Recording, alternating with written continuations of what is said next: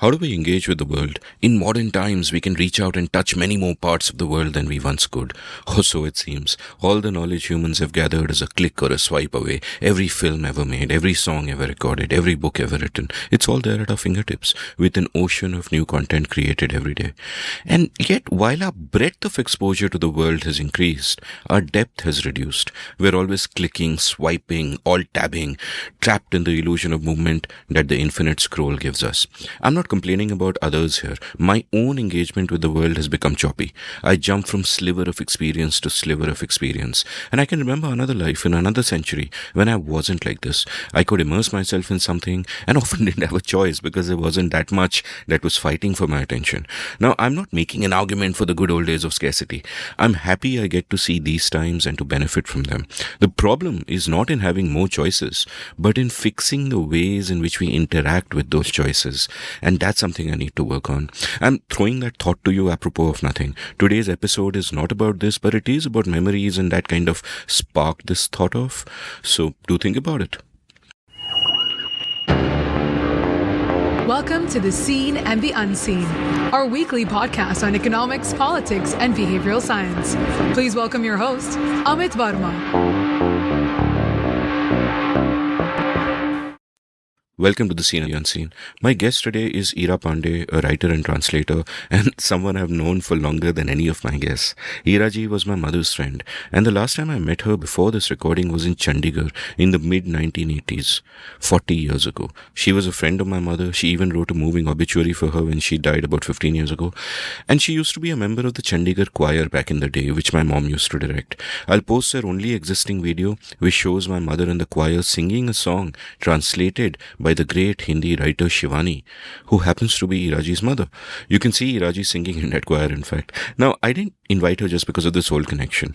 Iraji is a great writer and translator, and I particularly loved Didi, my mother's voice, her memoir of her mother. All her work is fantastic, but this book moved me deeply. It's just wonderful and you have to pick it up. Iraji also happens to be Mrinal Pande's sister, Pushpesh Pant's cousin, and Sarah Rai's friend. So if you enjoyed my episodes with them, and I did, you will love this as much as I did. Her memories go over the same terrain, but are different from that of her siblings. Iraji is almost as old as our republic and has some deep, piercing insights on our country as well, on our politics, on our society, on our culture. So for multiple reasons, this episode is a treasure. Please listen. But before that, let's take a quick commercial break. Do you want to read more? I've put in a lot of work in recent years in building a reading habit. This means that I read more books, but I also read more long-form articles and essays. There's a world of knowledge available through the internet, but the problem we all face is, how do we navigate this knowledge? How do we know what to read? How do we put the right incentives in place? Well, I discovered one way. A couple of friends of mine run this awesome company called CTQ Compounds at ctqcompounds.com, which aims to help people up-level themselves by reading more. A few months ago, I signed up for one of their programs called The Daily Reader. Every day for 6 months, they sent me a long-form article to read. The subjects covered went from machine learning to mythology to mental models and marmalade. This helped me build a habit of reading. At the end of every day, I understood the world a little better than I did before. So if you want to build your reading habit, head on over to CTQ Compounds and check out their Daily Reader. New batches start every month. They also have a great program called Future Stack, which helps you stay up to date with ideas, skills, and mental models that will help you stay relevant in the future. Future Stack batches start every Saturday. What's more, you get a discount of a whopping 2,500 rupees, 2,500 if you use the discount code UNSEEN. So head on over to CTQ Compounds at ctqcompounds.com and use the code UNSEEN. Up-level yourself. Iraji, welcome to The Seen and the Unseen. Thank you. I'm looking forward to this. I felt very strange while coming here this morning because I thought that the last time we met, I was 10 years old. It was probably 1984, 40 years ago. Yeah. And it struck me that I am older now than you or my mother were then. And it's kind of a very strange feeling. It's like a window into another world entirely. Absolutely. I agree there. I was trying to put a face to the little boy I vaguely seen when I used to come to your house. And I couldn't even recall. I know that there were two of you because you were shushed away and thrown out from the room. We were, as you know, your mother was our choir teacher, and she was a very stern person, wonderful singer. And we used to have this group called the Chandigarh Choir, which is where, and of course, your father was a colleague of my husband, so knew both of them well. And I'm sorry that they're not here anymore. But yes, it's a bizarre feeling to be confronted by a little boy who's a young man now. Yeah, no, no. Thank you for calling me a young man. It's been a long time. I want to start by, taking off from that and asking you about, the stretchability of time. How when we are very young, it seems ki, arey, 40 to itna old hai, who's going to get that far? Something that happened like a year ago seems a long, long time ago, and something that lies 5 years in the future, you're like, why think about that? Why plan? And then as we grow older, it just stretches. And, in the case of someone like you, it stretches even more because you are immersing yourself then in your mother's life and you're reading and translating her memoirs and going back through her life. And suddenly, where I sit today, it seems like 50 years is like the blink of an eye. And therefore, when you think about history, ऐसा लगता है कि 200 साल भी blink of an eye है. Like I recorded just yesterday with Swapna Little, the historian of 19th century, that interesting period which is both Mughal India and colonial Delhi. And that's just 200 years ago. It's not that far back. So, through time, how has your changing notion of time changed the way you look at the world and at yourself? That's a very deep and philosophical question to answer immediately. But a book that I have sitting in my head somewhere, I've been thinking about recording the most significant parts of our life.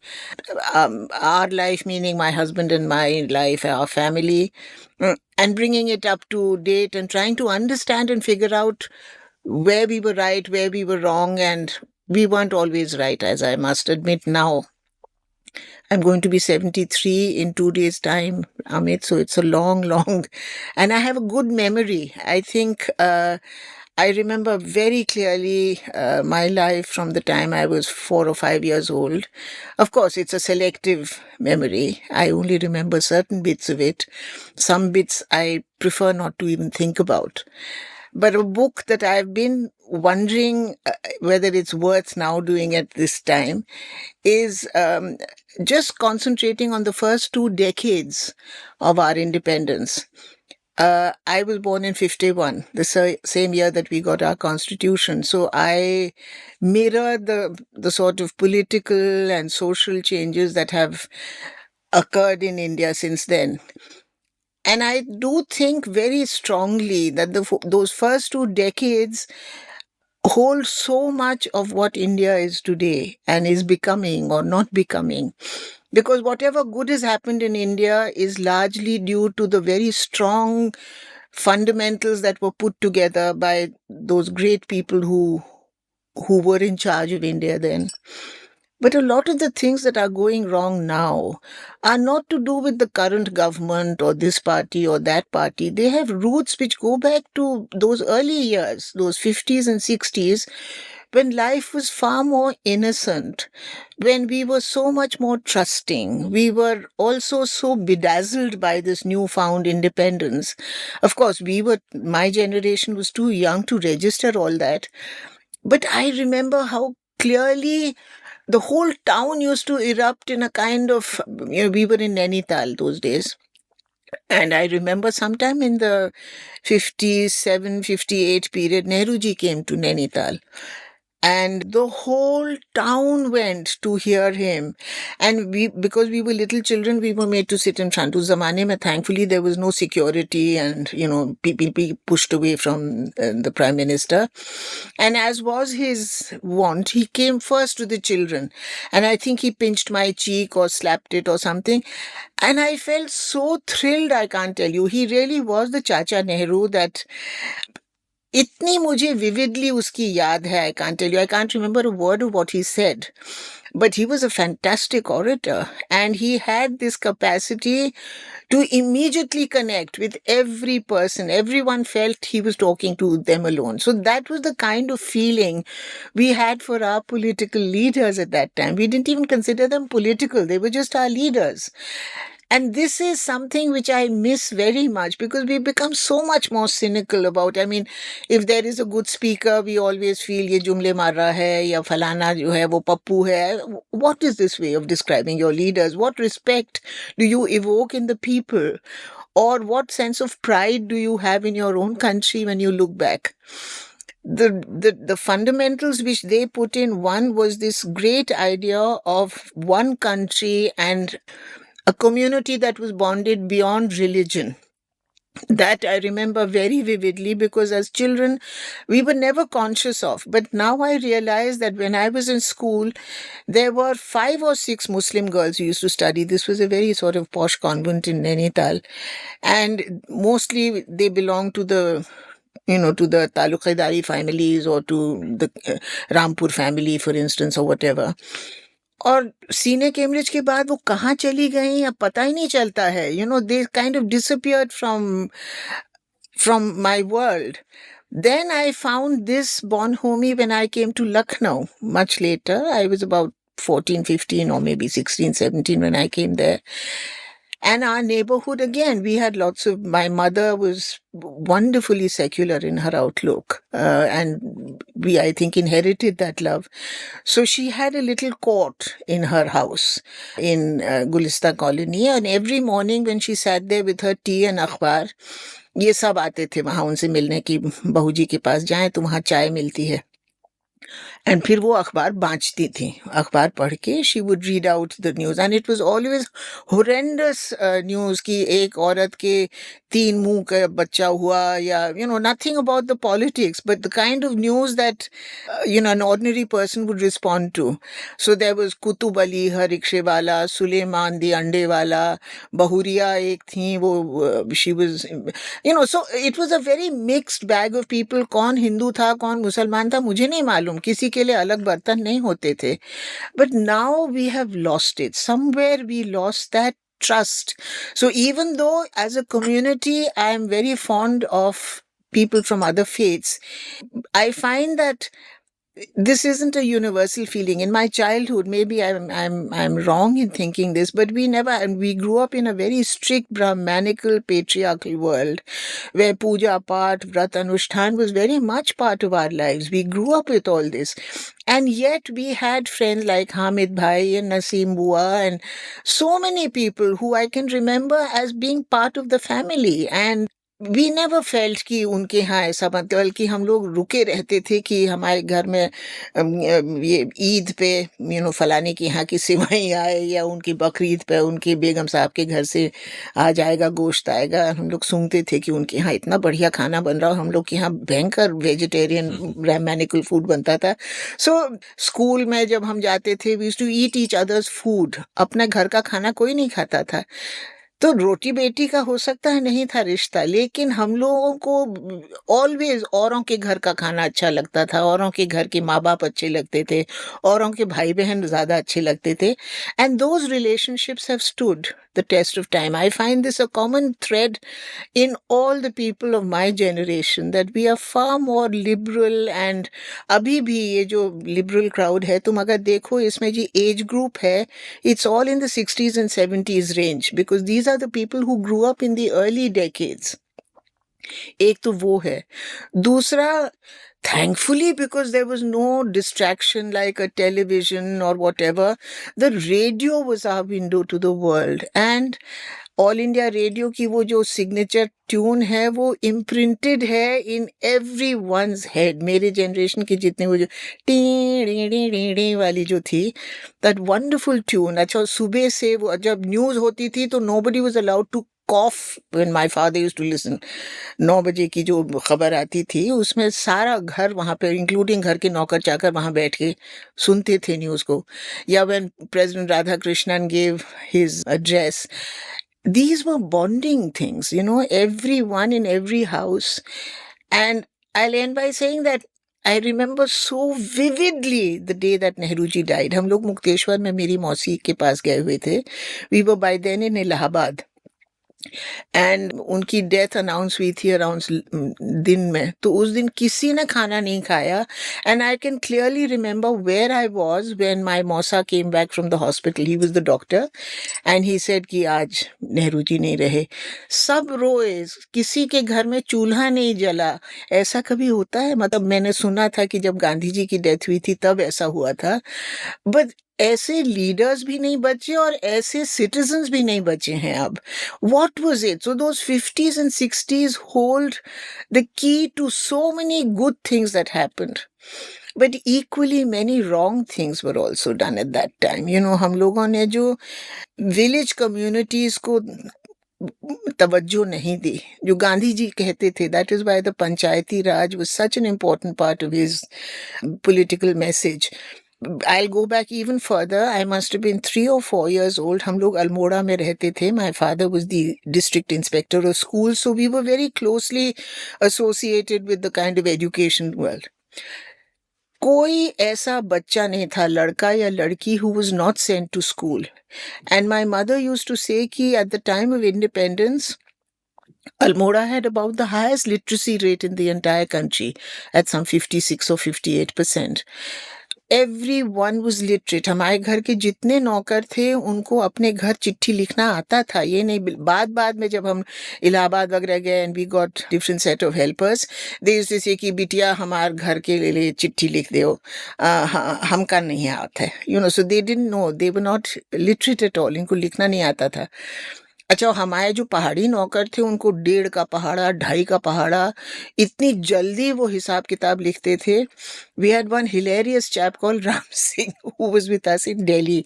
Nepal का था and he was deeply interested, पढ़ा लिखा बहुत था and he could speak ancient English also. तो जब वो मेरी मदर इन लॉ को हिसाब देता था, every evening my mother in law to write down the हिसाब, तो वो अपनी जेब से एक लिस्ट निकालता था जिसमें हिसाब इंग्लिश में लिखा होता था एंड ऊपर उसमें होता था thought for the day, men may come and men may go but I go on forever. या रोम was not built in a day. हाँ, और उसके बाद फिर हिसाब होता था LAIMON, Lyman. Tomato spelt with an E. Water chestnut, सिंघाड़ा पर पूछता था कि हिंदी इंग्लिश में क्या कहते हैं, तो वो लिखता था वैसे ही AG एग. बट जैसा वो बोलता था वैसे ही लिखता था एंड फाइनली पूरा हिसाब के नीचे सिग्नेचर होता था राम सिंह बिष्ट PA टू माता जी. तो you know, literacy was such an important part of the entire North Indian belt. At least Kumaon के और गढ़वाल के जितने भी लोग थे, कोई ऐसा घर नहीं था जहाँ के लोग पढ़े लिखे नहीं होते थे. तो और क्यों? क्योंकि गांव गांव में स्कूल थे. Even in a place like Munsiyari, जिसमें सड़क शायद 30 साल पहले बनी होगी. I remember there is an उच्चतर राजकीय महाविद्यालय, the intermediate college, established in 1938. Can you imagine that? अब लिटरेसी लेवल्स देख, और उस जमाने में क्या बढ़िया लिखाई थी लोगों की, मोती के जैसे अक्षर होते थे. If you read letters, if you have any in your house from your grandfathers time, beautifully written, and many of them were not literate beyond intermediate or high school. उसके बाद नहीं पढ़ा कई लोगों ने, लेकिन वो जो लिखाई होती थी सुलेख, जिसको कहते थे हिंदी में. Now these things I regret very much that we have lost these things, because along with that came so many moral lessons which have stood the test of time, you know. So many things which are right, which are wrong, can be traced, I think, to those very formative early decades of India. And I would love to document that if I can. I'm not a historian, I'm not an economist, I'm not a sociologist. But just memory, I think, is sometimes a very good way of remembering a good time and a bad time. I'm sure when you were in Chandigarh, you remember Chandigarh is a very different place from what it is now. Amit, if you go back, अभी हाल में हम चंडीगढ़ गए, we were staying in Panchkula. Whoever looked at Panchkula as a town, you know, it was something you passed on your way to the Mughal Gardens in Pinjore या कहीं और शिमला जाते वक्त, अच्छा वहाँ पंचकूला है, this is a new township, या मोहाली है. ये शहर बन गए हैं साहब. Chandigarh is now become a different place altogether. So landscapes change, mental landscape, physical landscapes, everything changes, sometimes for the good, but not always. I really hope you like your book because I think that there is a great deal of value in a memoir of a nation that is not coming from a particular lens कि ये economic lens है या ये political lens है, but just a free rolling sort of memoir can have a lot of value. आपने जो handwriting की बात की, I do remember that after my dad died and we were clearing out his house, one of the things that I found was which I've kept was this diary जिसमें my maternal grandmother, and you mentioned before we started recording that you remember meeting her, my maternal grandmother was writing recipes in absolutely clear English, and I don't remember her speaking English ever, but in absolutely clear English with, all sort of colonial era recipes and her own recipes translated, and the handwriting, as you said, was truly beautiful. I want to double click on a number of things, and one of them was इस पे आपने column भी लिखी थी air India radio and जो पुरानी एक nationalism होती थी, and there in fact you even mention कि इंडिपेंडेंस डे के पहले जब प्रेसिडेंट्स एड्रेस होता था on the eve of independence day, activity in the house would change कि पहले खाना पका लो, so everybody has to be free, they have to gather, they have to listen, and I am thinking कि उस जमाने में and maybe up till the end of the 1980s there was a shared understanding of culture, of what the country means. We would all read broadly the same kind of books, we would listen to the same kind of music. So एक पूरी shared understanding थी कि project क्या है, हम है क्या. And what has happened, and it's both good and bad, what has happened is that today that common consensus on what is this world, what is this country, has sort of vanished. The mainstream media has completely broken down. You don't have a consensus on the truth. We are surrounded all the time by narrative battles where truth doesn't seem to matter anymore, but whatever fits your vision of the world, that is all that you sort of notice. And at a more personal level, and something again, I think you've written about it a little bit and mentioned it, at a personal level also, we are getting more and more atomized, in the sense there is of course that cliched and much remarked journey that we make from joint families to nuclear families, but even beyond that, even when a nuclear family is sitting together at the dining table today, they are not actually with each other, they are looking into the black screen in their hand, and it has just become much more atomized than that. And what that means is that the world of entertainment that all of us consume is very fragmented. जैसे कि आप और मेरे mother, I'm sure you heard the same kind of music growing up, watched the same movies, read the same kind of books broadly, and that's true of when I meet people of my generation. I don't think that's true of young people today, and in one sense I think that is fantastic, that we can all explore our own passions and our own tastes, that so many people can create work without gatekeepers. You have all these niches opening up, but that sense of nation that kind of might be there is also sort of at risk perhaps, and has to be contested again. So what are sort of your thoughts on that particular aspect of the change, that we get more and more atomized and that sense of community is in danger? I think our generation, or my generation, is the last that has seen the growth or decline of the family at its various stages. We grew up with joint families, then we became nuclear, not nuclear, but less joint. And I always remember, ये सुधीर कक्कड़ ने एक बार कहीं लिखा था कि all the traffic that you see on the roads on a weekend is joint family traffic. You're going to visit your chacha or your grandparents, or you have a community lunch somewhere, किसी की लड़की की शादी हुई है या कुछ हुआ है. There was always that connection. तुम अलग अलग घरों में रहते थे. You stayed in apartments where it was no longer possible for 6 people to stay in under one roof. So वो सब became, but तब भी ऐसा होता था कि एक ही कॉम्प्लेक्स में माँ बाप का एक फ्लैट होता था, बच्चों का एक फ्लैट होता था, and there was free traffic between them. Speaking personally, in my house, because my husband was an only child and his parents were devoted to him. They couldn't imagine life. So when my father-in-law retired, वो अपना सब सामान और सब कुछ लेके he came to us, and Amit was still at his first posting Samrala में, sub division में, और इतना सामान था कि मैं तुम्हें बतानी हूँ, ट्रक्स फुल ऑफ सामान केम. तो न वो फेंका जाए न वो रखा जाए, तो हमेशा घर हम लोग ढूंढते थे सामान के लिए, not for any other reason कि कौन से घर में ये सब सामान समा सकेगा. So that was living with my in-laws. And जो सबसे भयंकर एक हादसा होता था ना, सास बहू का झगड़ा, I was a very lazy housekeeper in the sense that मुझे कोई खास दिलचस्पी नहीं थी. And my mother-in-law was an ace housekeeper, so I quickly handed her over the house, and she loved it because she felt कि देखो कितनी अच्छी बहू है, इसने पूरा अपनी रसोई और किचन मुझको दे दिया है. I told you वो PA to माताजी वाला जो था, even the servants knew कि माताजी बताएंगी तब होगा. हम लोग को वो बच्चे, मतलब हमारे बच्चे और हम एक लेवल पे थे, माताजी एक लेवल पे थी. सो वो हुआ. उसके बाद फिर धीरे धीरे जब after that generation went away, the children and we were in one house, but we felt cut off from each other somehow. You know, ये लोग तब तक कॉलेज में पहुंच गए थे. They'd come and go, but now there are just the two of us left and it feels so strange. कहाँ जो मैं बर्तन जब मैं देखती हूँ पुराने, I just gave away a whole set of those nest of पतीलास ना, जो एक 5 किलो का लेकर के, और दूध का पतीला अलग, फलाने का अलग. These are all markers of a change which we haven't registered, कि कैसे हम लोग shrink करते जा रहे हैं. And मैं जहाँ रहती हूँ अब, in that gated colony, a lot of the people are either like us, बुढ़े लोग जिनको उनके सामान, nobody, everyone says इन साड़ियों का क्या करें भाई, ये कौन पहनेगा ये साड़ियाँ, क्योंकि सबकी बहुएं अब आजकल अलग कपड़े पहनती हैं. मैं खुद मजाक कर रही थी विद अ फ्रेंड. ऐसे ये जितनी मेरी इतनी बढ़िया कांजीवरम साड़ियां हैं, ये मैं उषा उत्थुप को भेजने वाली हूँ, because she is the only one who wears Kanjeevarams anymore. Children are now dressing differently, thinking differently, their food habits are different. दाल रोटी सब्जी खाना तो अब बहुत ही कम हो गया है.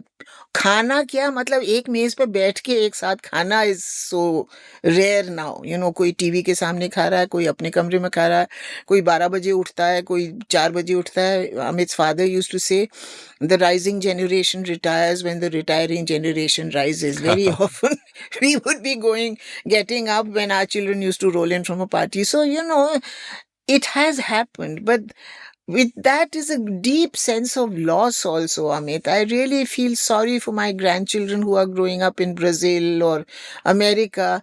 They'll never know the joy of, you know, coming to grandparents every summer.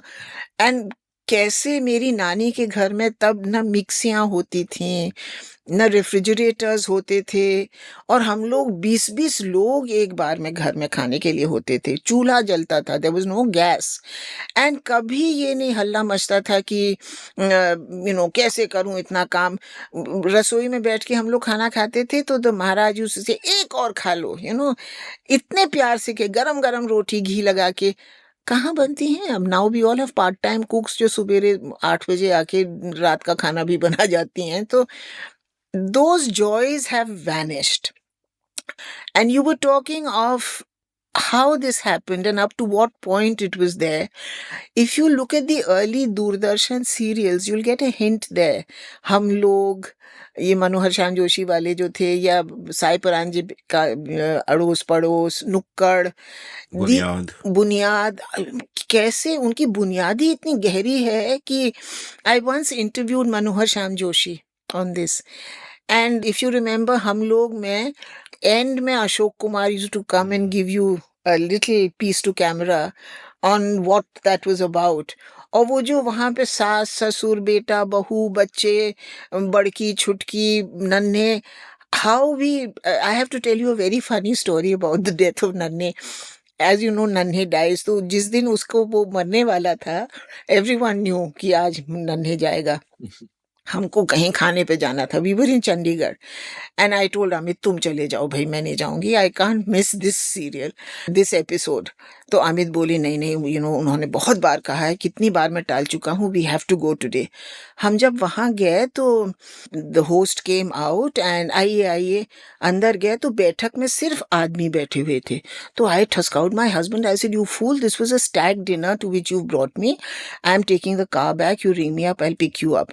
So I said, अच्छा नमस्ते, अब मैं जाती हूँ एंड आप मुझे फोन कर दीजिएगा जब आना है. तो द होस्ट से नहीं नहीं मैडम आप कहाँ जा रही हैं, अंदर चलिए, लेडी सब अंदर बैठी हैं. और वहाँ पे वो उसका वो आ रहा था सिग्नेचर जो होता था. And I didn't know any of the ladies there. Huh? Everyone said namaste very perfunctorily, and we sat down, and then we were glued to that episode. By the end of it, हम सब ने रोए कि नन्हे मर गया और सबकी दोस्तियां हो गई. That was the bonding that took place between complete strangers. मैं क्या बताऊं, I didn't know anybody. कोई दफ्तर वाले कांटेक्ट होंगे अमित के जिसमें.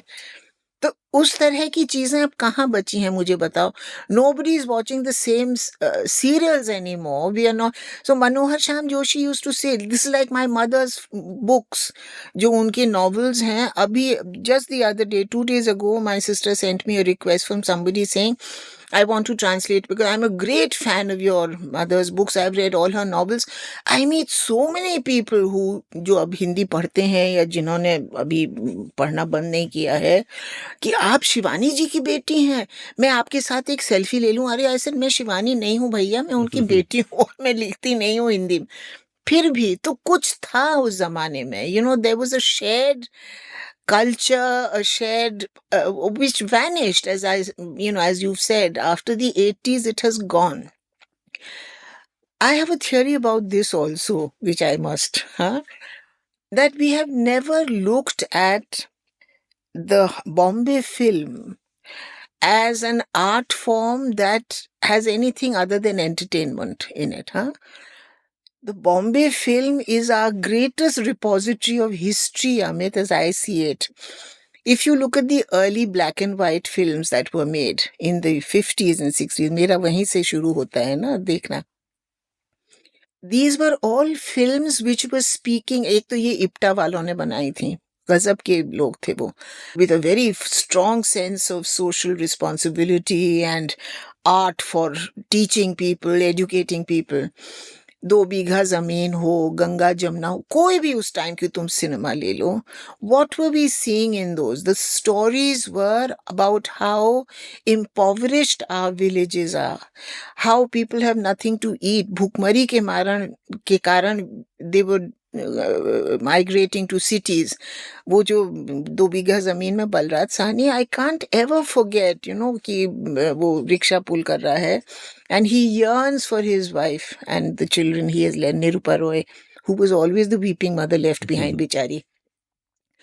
तो उस तरह की जो सिनेमा थी, and वहां से क्या हुआ, the next phase was Bombay, the exploitative Seth, and that ये जैसे ये बलराज साहनी, सॉरी, ये बिमल रॉय और बलराज साहनी वाला जो फेज था, ये naturally blended into the next phase, which was आवारा, Shri 420.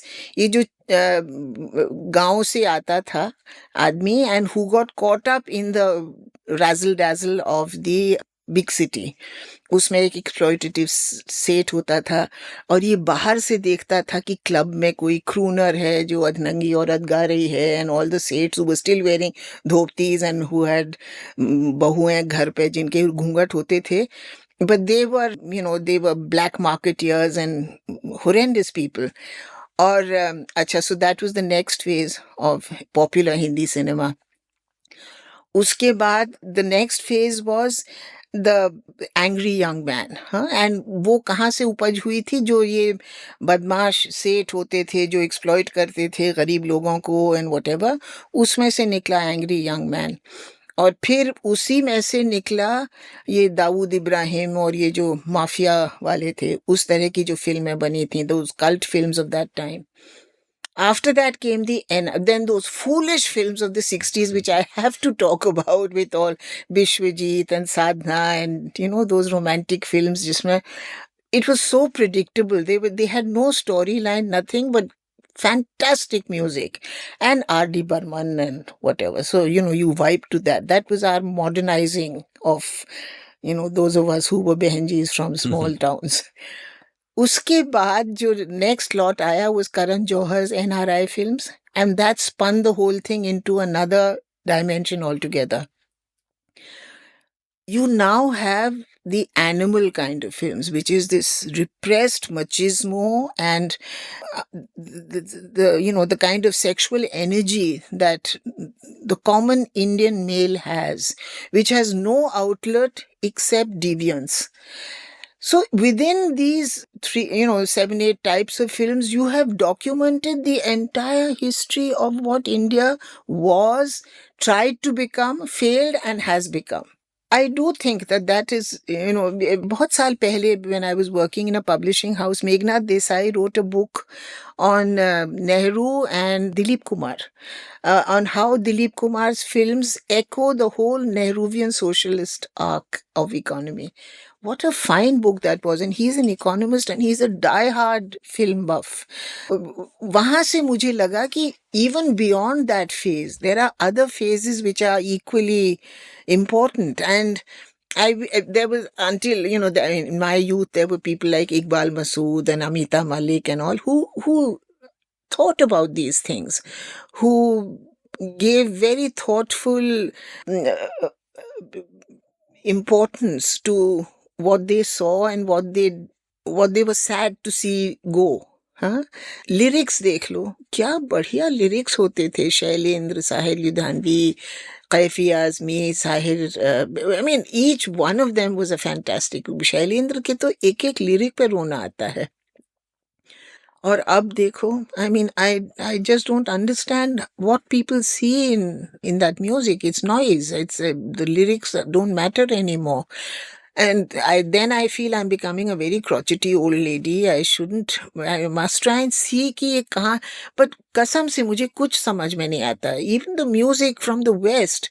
Look at John Lennon and the Beatles and Bob Dylan and that whole school of poetry that was music. Huh? Now I can't metallic hard rock and I just don't understand it anymore, and I don't like where it's going. Thankfully, I won't be around to see the next phase. But yes, it is something that disturbs me, and I feel that these are all ways of documenting the growth of a nation or the decline of a nation, keh lo jo bhi. Iraji, I just want to say that if you are a crotchety old woman, I am a crotchety old woman also with you. I agree with all of what you said, though I must say that hard rock and metal and all that, I do listen to new music and all of that, but theek hai. But you're 40 years younger. Huh? Yeah, that your general, I'm not 40, I'm not that young, but your general lament I absolutely share. My next question is also a very broad question, which also sort of involves, a side question about cinema itself, which is कि पहले जब आप बात कर रही थी, आप कह रही थी कि वो ज़माने में सब लोग लिखे पढ़े थे and there was this common sense of values and there was no sense of भेदभाव and there was no sense of, Hindu, Muslim, etc., etc. And my feeling and a very sad feeling, kind of a sad discovery for me through the many conversations I've had with various thinkers and historians and all that, is कि my view of the world when I was growing up was wrong. That मैं एक elite English speaking bubble में था. मुझे लगता था कि that vision that my parents shared with you of a secular, tolerant, liberal India was a bit of a lie. हम लोग bubble में थे, fringe में थे, and much of what we see around us today is not something new. Like Akshay Mukul ji, उनकी जो किताब है गीता प्रेस पे, he brings out so beautifully how all of these issues like cow slaughter, love jihad, वो 20s में थे. That in our society, it wasn't a fringe. The conservative element was very strong. The numbers of books the Gita press would sell are absolutely staggering, and therefore I wonder that, is it that the times have changed, or is it that our gaze has also to some extent shifted out of our circles and we can now look a little beyond? Because while I do agree कि ये सब जो है, जो bigotry है, sexism है, the anti-Muslimness especially, all of this, finds a more vociferous expression today. But my sense is that they were always a strain. Maybe they were hidden. I use the phrase closet bigots. एक ज़माने में लोग कहते नहीं थे जो feel करते थे. Some things you're not supposed to say in polite society. That India is for the Hindus or a woman's place is in the kitchen. आप कहते नहीं थे. But abhi there are so many voices like that you feel emboldened to say it, and then you feel emboldened to say it more vociferously, and then it becomes, the roar of a mob.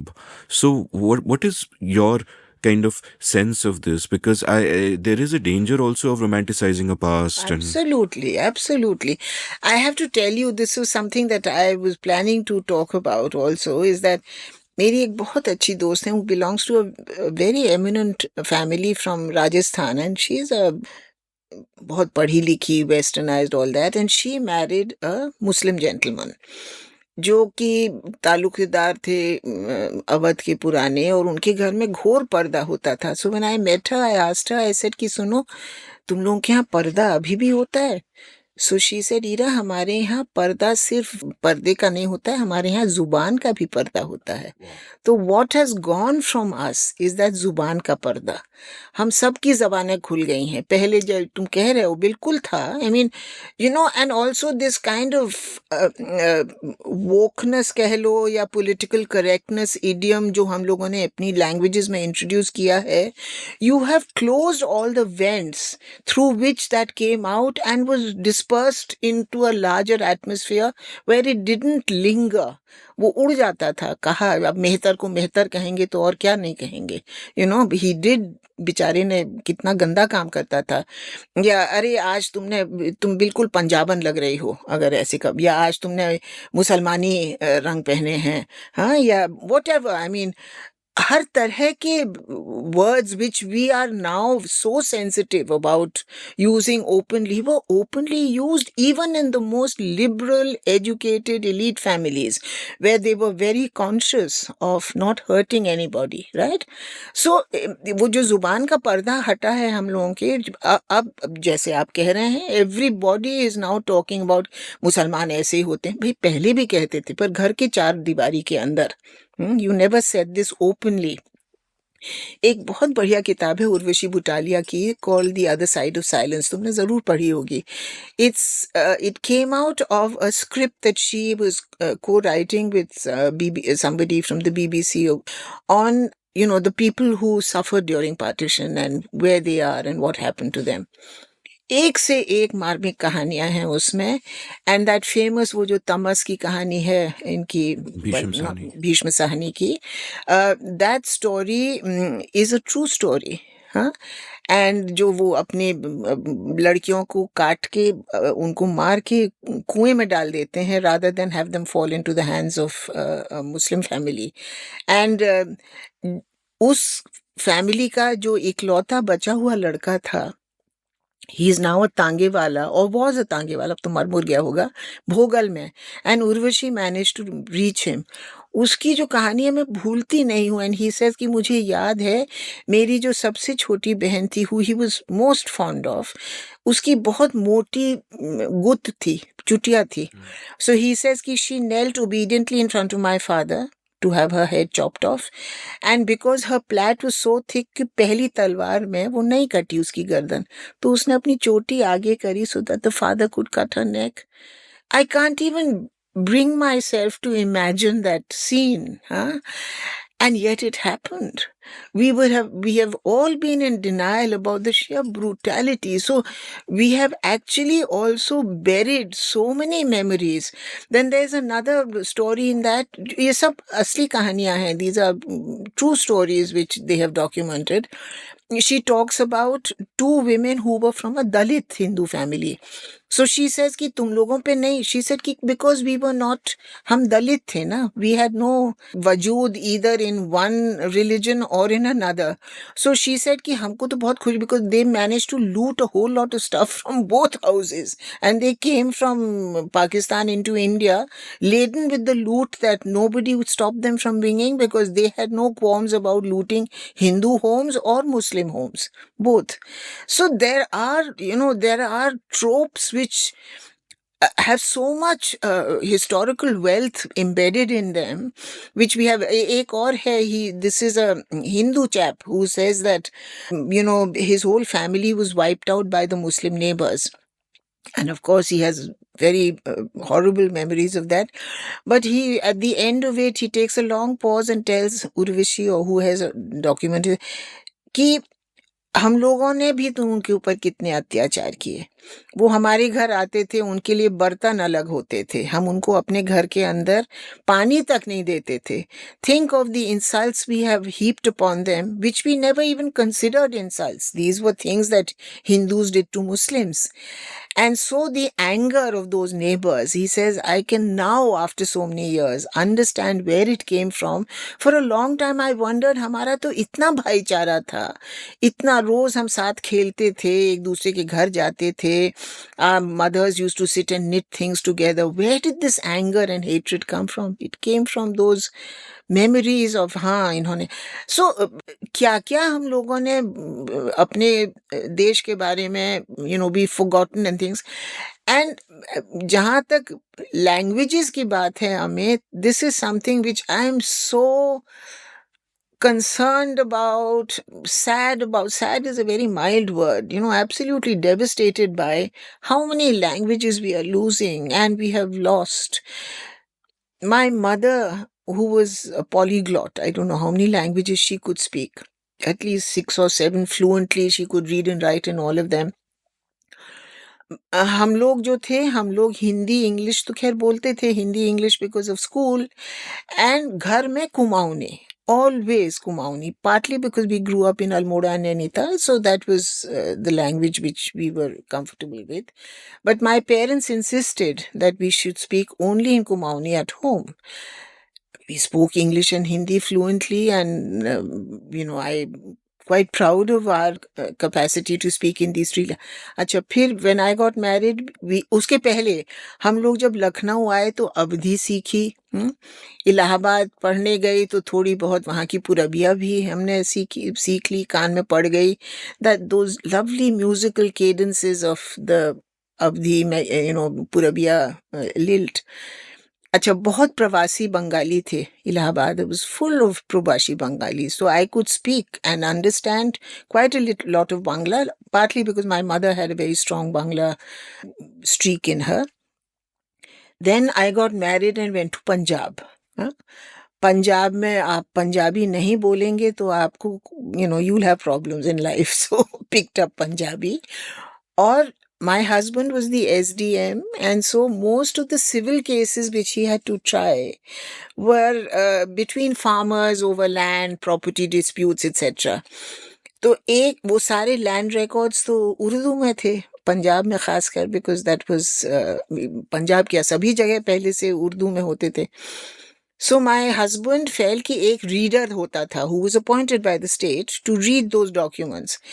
And my husband always felt कि वो दुष्ट आदमी है, ये ज़रूर कोई पैसे लेके अनशंट कह देता है, and because I can't read the script, so I have to believe what he's saying. So we got ourselves एक मास्टर मुदगिल करके थे. He was a CPM man. Most masters, school masters up to that time, up to the early mid 70s, early 70s, were CPM people. So Master Mudgal used to come, comrade he was, to our house every morning. 1 घंटा वो हमारे घर में आते थे और हमको उर्दू सिखाते थे. I can still haltingly kind of read Urdu. Of course, I've forgotten most of it because I haven't kept up. But Urdu, because of the Lucknow connection, the vocabulary was pretty strong, और मेरा, my pronunciation was very clear. So Urdu सीखी साहब. उसके बाद हम जब यहाँ आए, चंडीगढ़ आए, तो my children were going to St. John's School where all of you went. हाँ, सब वहीं पढ़ते थे.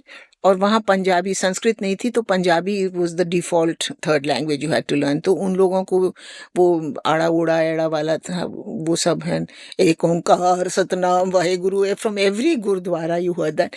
So how many languages one has picked up, without even realizing, is something that I'm amazed at sometimes by हमारे generation, because we moved from place to place. अब एक तो ये internal movement कम हो गया है ना, because women are working, so they stay in one place where the children can be educated, the husband can go around everywhere, but so their language exposure has become very limited as compared to what ours was. दूसरा, this Fitoor about English medium, English medium, English medium, अब ले देख, अब तो हिंदी भी कोई नहीं बोलते हैं लोग. हाँ, perfectly Hindi speaking people. मैं औरों की क्या कहूँ? My own children, my son who is married to a girl from Delhi, they were school sweethearts. So she's a Sharma girl who spoke Hindi like all of us did. But they have one daughter who speaks only, they live now in LA. She speaks only English. और मुझे इतना दुख है, तो 3-4 generations में हमने करीब 7-8 languages गंवा दिए हैं अपने। उनके बच्चे तो पता नहीं क्या बोलेंगे, मुझे नहीं मालूम। और इफ दे मैरी अंग्रेजों से शादी करेंगे या जिससे भी शादी करेंगे, जब वो ही नहीं बोलते हैं तो उनके बच्चे और क्या बोलेंगे? Language loss is something, because जो हमारा ऑरल ट्रेडिशन था, स्पेशली इन आर इंडियन भाषा languages, which was so rich in onomatopoeia. टन टन टन घंटी बजती थी। वॉल क्लॉक जो ये सब जगह होते थे, उसमें 4 का घंटा बज गया भैया, चलो उठो। हाँ, देन नल खोलो तो उसमें से फन फन फन फन करके पानी निकलता था। हवा चलती थी तो फर फर फर फर करके चलती थी। These was sounds which we had incorporated into our language, and they enriched your imagination, your vocabulary. And this is when I translate, the most difficult part for me to translate is how to translate onomatopoeia from, because English is such a sad flat language कि इसमें वो है ही नहीं registers जो कि हमारी अपनी भाषाओं में है। तो भाषा खोने से, it's not just that you're losing a whole universe of understanding of synesthesia, touch, smell, taste. I have to tell you some very funny thing about Kumaon. हमारे कुमाऊं में घ्राण शक्ति, the olfactory sense is so highly developed that a whole dictionary of sounds, of smells, could be composed of the various smells that are. For instance, there's one word which is called churen, which has no sort of corresponding word in it. This is the stink of piss, which you get, urea wali ek pong nahi hoti, which every Indian knows. You go to any public toilet or anywhere, there is that churen की बास आती है.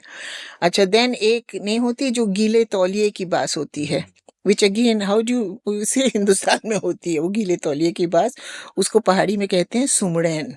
हाँ, then there's one which is called हंतरैन, which is जब बाल जल जाता है आग में, that is called हंतरैन.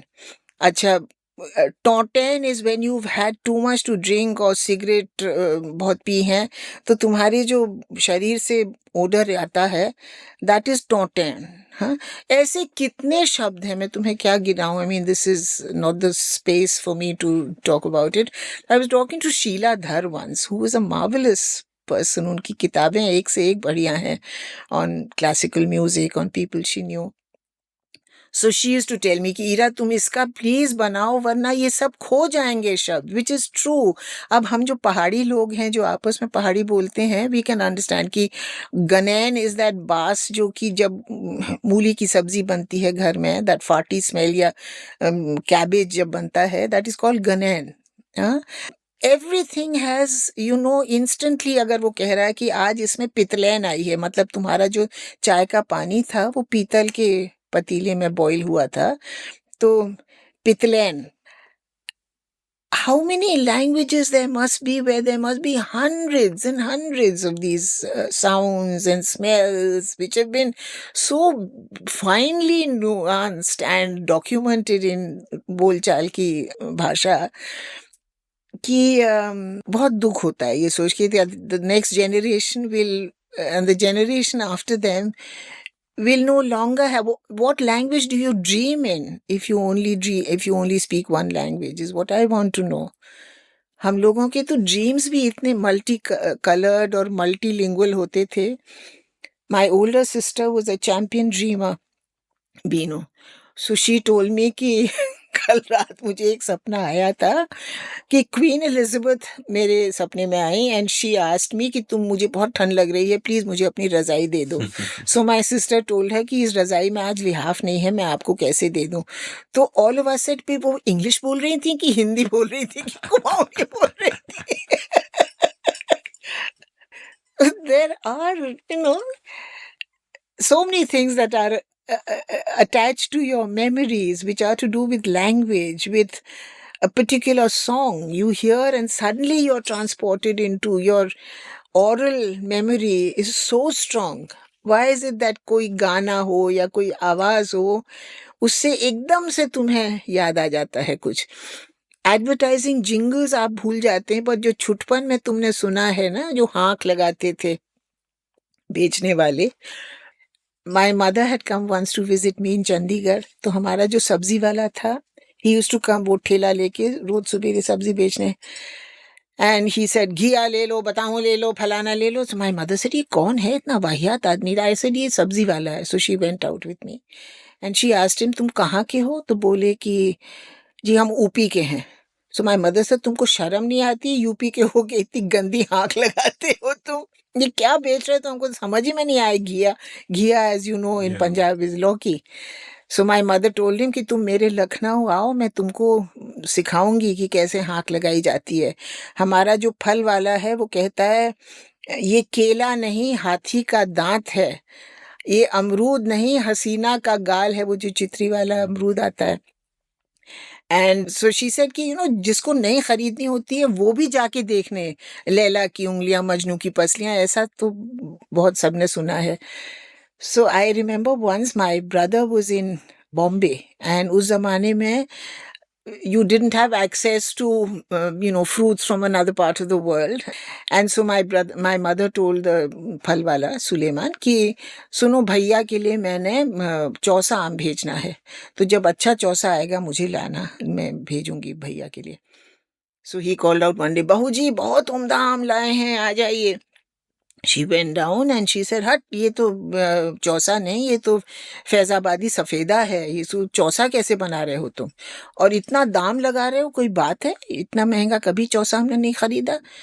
So he said देखिए ये तो हमारी बदकिस्मती है, हमारे बाप दादों ने कांधारी अंगूर और अनार बेचे हैं बहू जी, ये तो हमारी बदकिस्मती है कि हम आम जैसा फल बेच रहे हैं। तो शर्म के मारे गुठली छोटी हो गई है, उस पे आप दाम लगाएंगी तो गुठली और छोटी हो जाएगी। My mother promptly brought the whole crate and said that was the kind of लच्छेदार भाषा जो थी ना, that comes only from a rootedness in your own environment.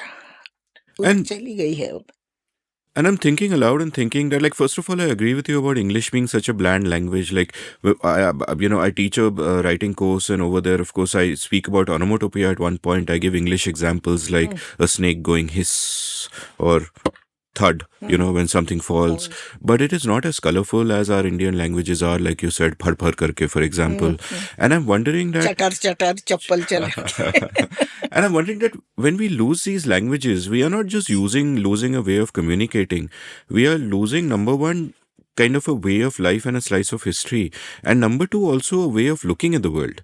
Like, if everything that happens has a meaning and a word for it, if every particular smell has a word for it, if the way the water falls is expressed in the language like water falling, then I notice those things more. And I am then rooted in those things also, not just rooted in the culture and the society, but also rooted in those little things around us, which otherwise we are sort of living in the cloud all the time and living in our little black screens, and we are not mindful. We don't notice the natural world around us. We don't notice all of that. So do you feel that losing languages is also like a personal loss, that we are losing a faculty also for noticing around us, that we start thinking in a different way, that glorious good fortune that Indians automatically enjoy of being multilingual just by virtue of being where they are, कि उसका फायदा फिर थोड़ा कम हो जाता है the more we lose? बिल्कुल बिल्कुल नहीं। एंड ऑल्सो हम लोग आजकल कई लोग कहते हैं ना कि documentation, taxonomy, all this was unavailable to Indians because the Hindu way of looking at life, the Hindu ear in words, I mean the Bharatiya way of looking at life was very different. We never thought of itemising every kind of tree and कि कब फूल। But in our folk poetry, in our folk songs, in our folk sayings, if you've ever heard of Ghag and Bhaddari, these were two big poets of Eastern UP. Kare Badra नहीं, कारे बदरा दिल डराए, भूरे बदरा बादल लाए, क्वार में के क्वार करेला कार्तिक दही, मरबो नहीं तो पड़िबो सही. These were all किंवदंती कहते थे ना इनको. And my mother's maid Ramrati was a fun. She was a completely illiterate woman, but she knew so much about कि ये वाला जो बादल है इससे बारिश नहीं होगी बहू जी. ये काले बादल गरजते हैं, बरसते नहीं हैं. ये हमारे रोज की कहानियों में, मतलब रोज की भाषा में भी होता था. या आज चींटियां जा रही हैं, इसका मतलब अब बारिश होगी. ये अपने अंडे बचा के जा रही हैं. That was the level of minuteness with which they observe nature. तुम, I was listening to your podcast with Sara Rai. I've just finished translating Nabila और अन्य कहानियां जो उसकी है. अद्भुत कहानियां हैं. I mean, they are like haiku poems almost, you know. She is so amazing. बहुत बढ़िया लिखती है. And we have a history of, a personal history of friendship and knowing each other very well. I call her Choti because that is what she was called. Her observations about trees and plants and butterflies and insects and frogs and snails and snakes. I mean, I'm amazed at how much there's one lovely story of hers called Atakama. 1.5 पन्ने की कहानी है वो सिर्फ. And it's about this girl who's lying on a खटिया inside a white room, and उसके सामने जो white wall है, there's a दरार है उस पे, and there's a cheetah going up. That whole story is about that cheetah. And only those of us who grew up in similarly boredom-filled summer afternoons in small-town India had the fursat to observe a cheetah for 1 hour climbing up, falling down, disappearing inside that crack, and then emerging again.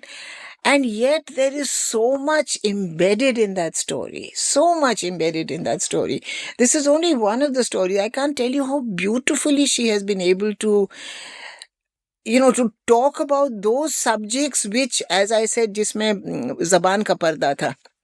The story after which the collection is named Nabila is about a family in Allahabad who stay next to their house. एक बुढ़ा बुढ़िया मतलब they're an elderly couple. And they have a little girl who's working for them. She must be 7-8 years old. And this is part of a whole lot of Bangladeshi immigrants who came in the wake of the 71 war into various towns and sort of went into the cracks of a city. Nobody knew. कोई कछार के वो जो गंगा के किनारे जमीन थी वहां पे they were growing watermelons and then these. तो नबीला जो कहानी है is actually about this little girl who comes to play with Sarah and her friend, and who knows, and उसकी इतनी गप मारती है वो about her flight from Bangladesh to Allahabad. Obviously her mother was raped and killed on the way violently.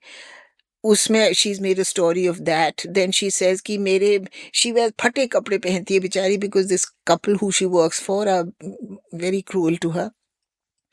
And she said मेरे पास एक suitcase है, उसमें 10 फिराकें हैं जो मेरे मामू ने मुझे दी हैं, और वो सब उनमें असली सोने के गोटा लगा हुआ है और रेशमी frock. But she wears that फटा फ्रॉक ऑलवेज, जिसका वो हेम उधड़ा होता है. And these 2 little girls who she comes to play with always think कि अच्छा and then कि मेरे मामू के घर में हर एक चीज सोने की है, दरवाजे भी सोने के, things that children make up.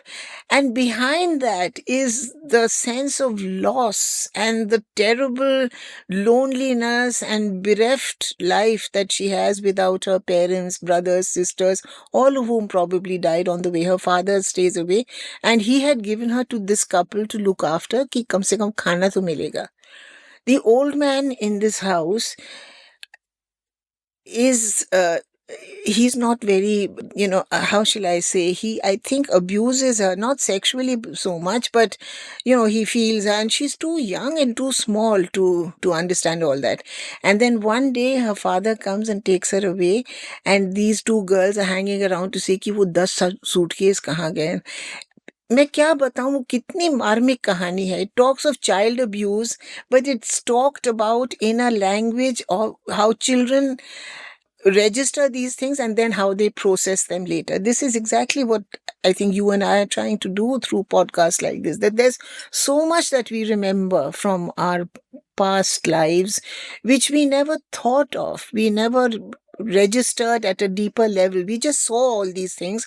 Now they connect together and they become pieces of a puzzle that you're trying to create a whole story out of.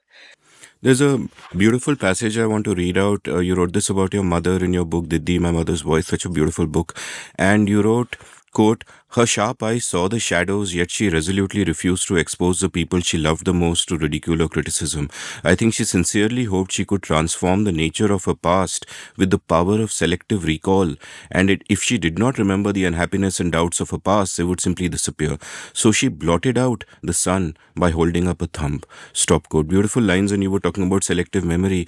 And I was wondering when I read this, and I have wondered also in the past, that, do we sort of, like, I feel at one level we construct ourselves by choosing our memories. We are curating our memories, and out of that we get our sense of self.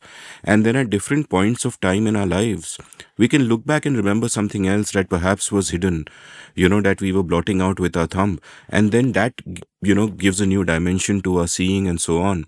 And I wonder, with all of the writing that you've done, which deeply involves memory, and which deeply involves not just your own memory, but also your mother's memory in all her memoirs and her non-fiction writing.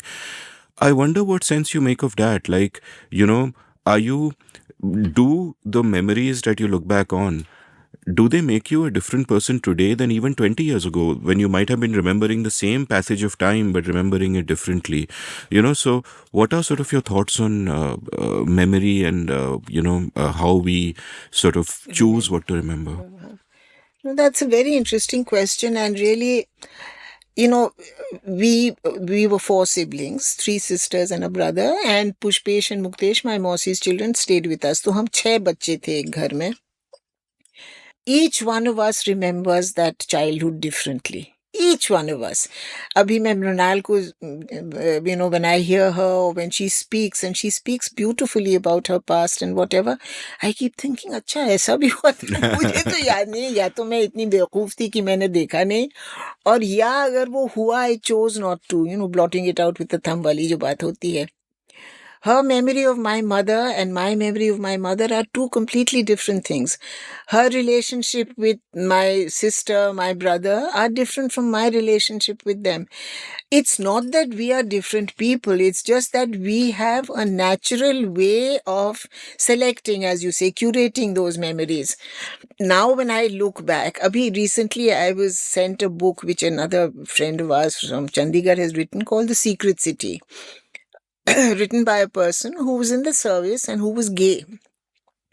उस जमाने में तुम सोचो, आज से 40 साल पहले, to be a sahab and to be gay was bhankar. Matlab, everyone gave him a wide berth and, sort of tittered behind his back and so on. So he's written this beautiful book called The Secret City, which is about how, and he's been able to write it only now when it has been decriminalized, homosexuality.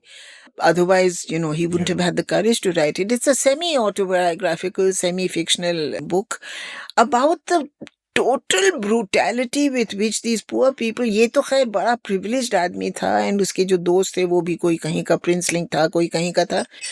जो ये बेचारे गे लोग होते हैं जो who go at the dead of night to that Central Park in Connaught Place. That was the place where they were hunting partners for the night. और जो वो पुलिस के brutal डंडे खाते थे. अच्छा, many of these policemen were also bloody gay people who hid their, sexual preferences under the guise of morality and good upholders of law and so on, but had very cruel, bestial lives. तो वो जब मैं, when I was reading that book and he had asked me to mention it in my column, so I realise कि हमारे अपने खानदान में कितने थे भैया, जिनको कि हम लोगों ने कभी, अच्छा there were no names Amit, जिसमें कि you could except for gutter language कि वो छक्का है, वो फलाना है, there was no name which was of any dignity that you were able to describe a person who had a different sexual orientation. This is equally true of, you know, our the way we describe genitalia or private parts. Either you have very highly Sanskritized words which were from maybe the Kama Sutra or wherever, and or you have this pornography वाले जो gutter press होती है वहां से जो निकला हुआ है, वो बीच का जो पूरा एक लंबा अरसा था which was under Edwardian Victorian prudery कह लो, ये कॉलोनियल टाइम्स में, यू थिंक दैट ये जो मुगल बादशाह लोग थे या द सल्तनत एंड वट एवर, इन लोगों में जो इतना भारी division of segregation of genders होता था, रैम्पंट था है होमोसेक्सुअलिटी।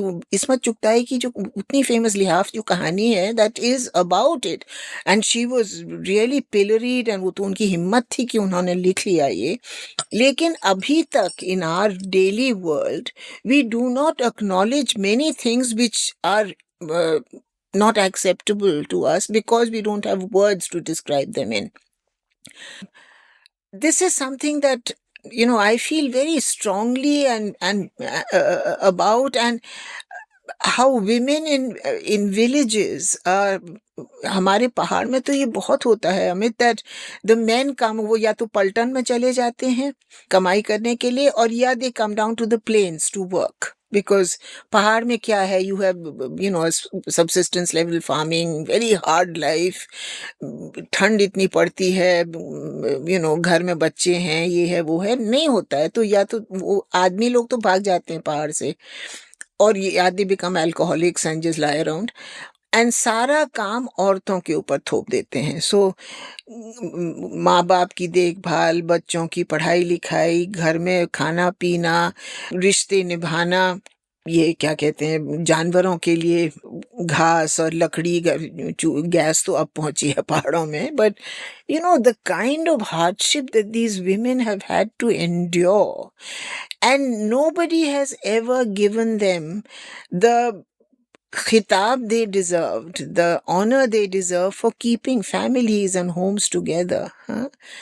एक मेरी माँ की अद्भुत किताब है call अपराधिनी, which was actually a part of a series of लेख that she wrote for, I think, साप्ताहिक हिंदुस्तान. It was called जारे एकाकी. हुआ क्या कि about 71 or so, there was a jailer, a warden of the women's jail in Lucknow, who was a great bhakt of my mother's writing. And she told है कि शिवानी जी आप please आइए, हमारे लोगों से मिलिए, एंड ये जो रक्षाबंधन के दिन उनके यहाँ बड़ा भारी कोई आयोजन होता है कि आप उस दिन आइए, and so and she said आपको कितना मिलेगा वहाँ लिखने और सोचने के बारे में. So my mother went, and it's a beautiful book, मतलब मैंने उसको ट्रांसलेट किया हुआ है, और जो कहानियाँ वहाँ पे हैं जो पढ़ते, बिकॉज उस ज़माने में children up to the certain age were allowed to stay with the mothers who were there. Can you imagine being a child and being brought up in a place, in a jail?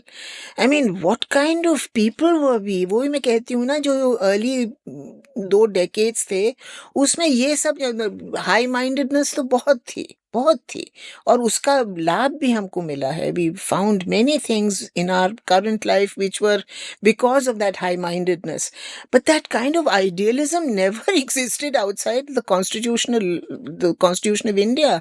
The reality of India was so different, which, because, as you say, many of us grew up in elite families, were privy to a different life, we have never looked at how the other half. Why do you think this government has suddenly become so popular? You can't keep burying your neck in the sand and saying, how can so and so, you know, he is like us, and how can he be a reactionary right winger? अरे भैया, there's a long history behind him. तुम वो तो देखो. हम अब जब पहाड़ जाते हैं, there was a time when the entire Kumaon area was strongly Congress. Which part of North India was not, you tell me? हर जगह तुम जहाँ जाते थे, या तो कांग्रेस वाला मिलता था खादी टोपी लगाए हुए, और या एक कॉमरेड मिलता था.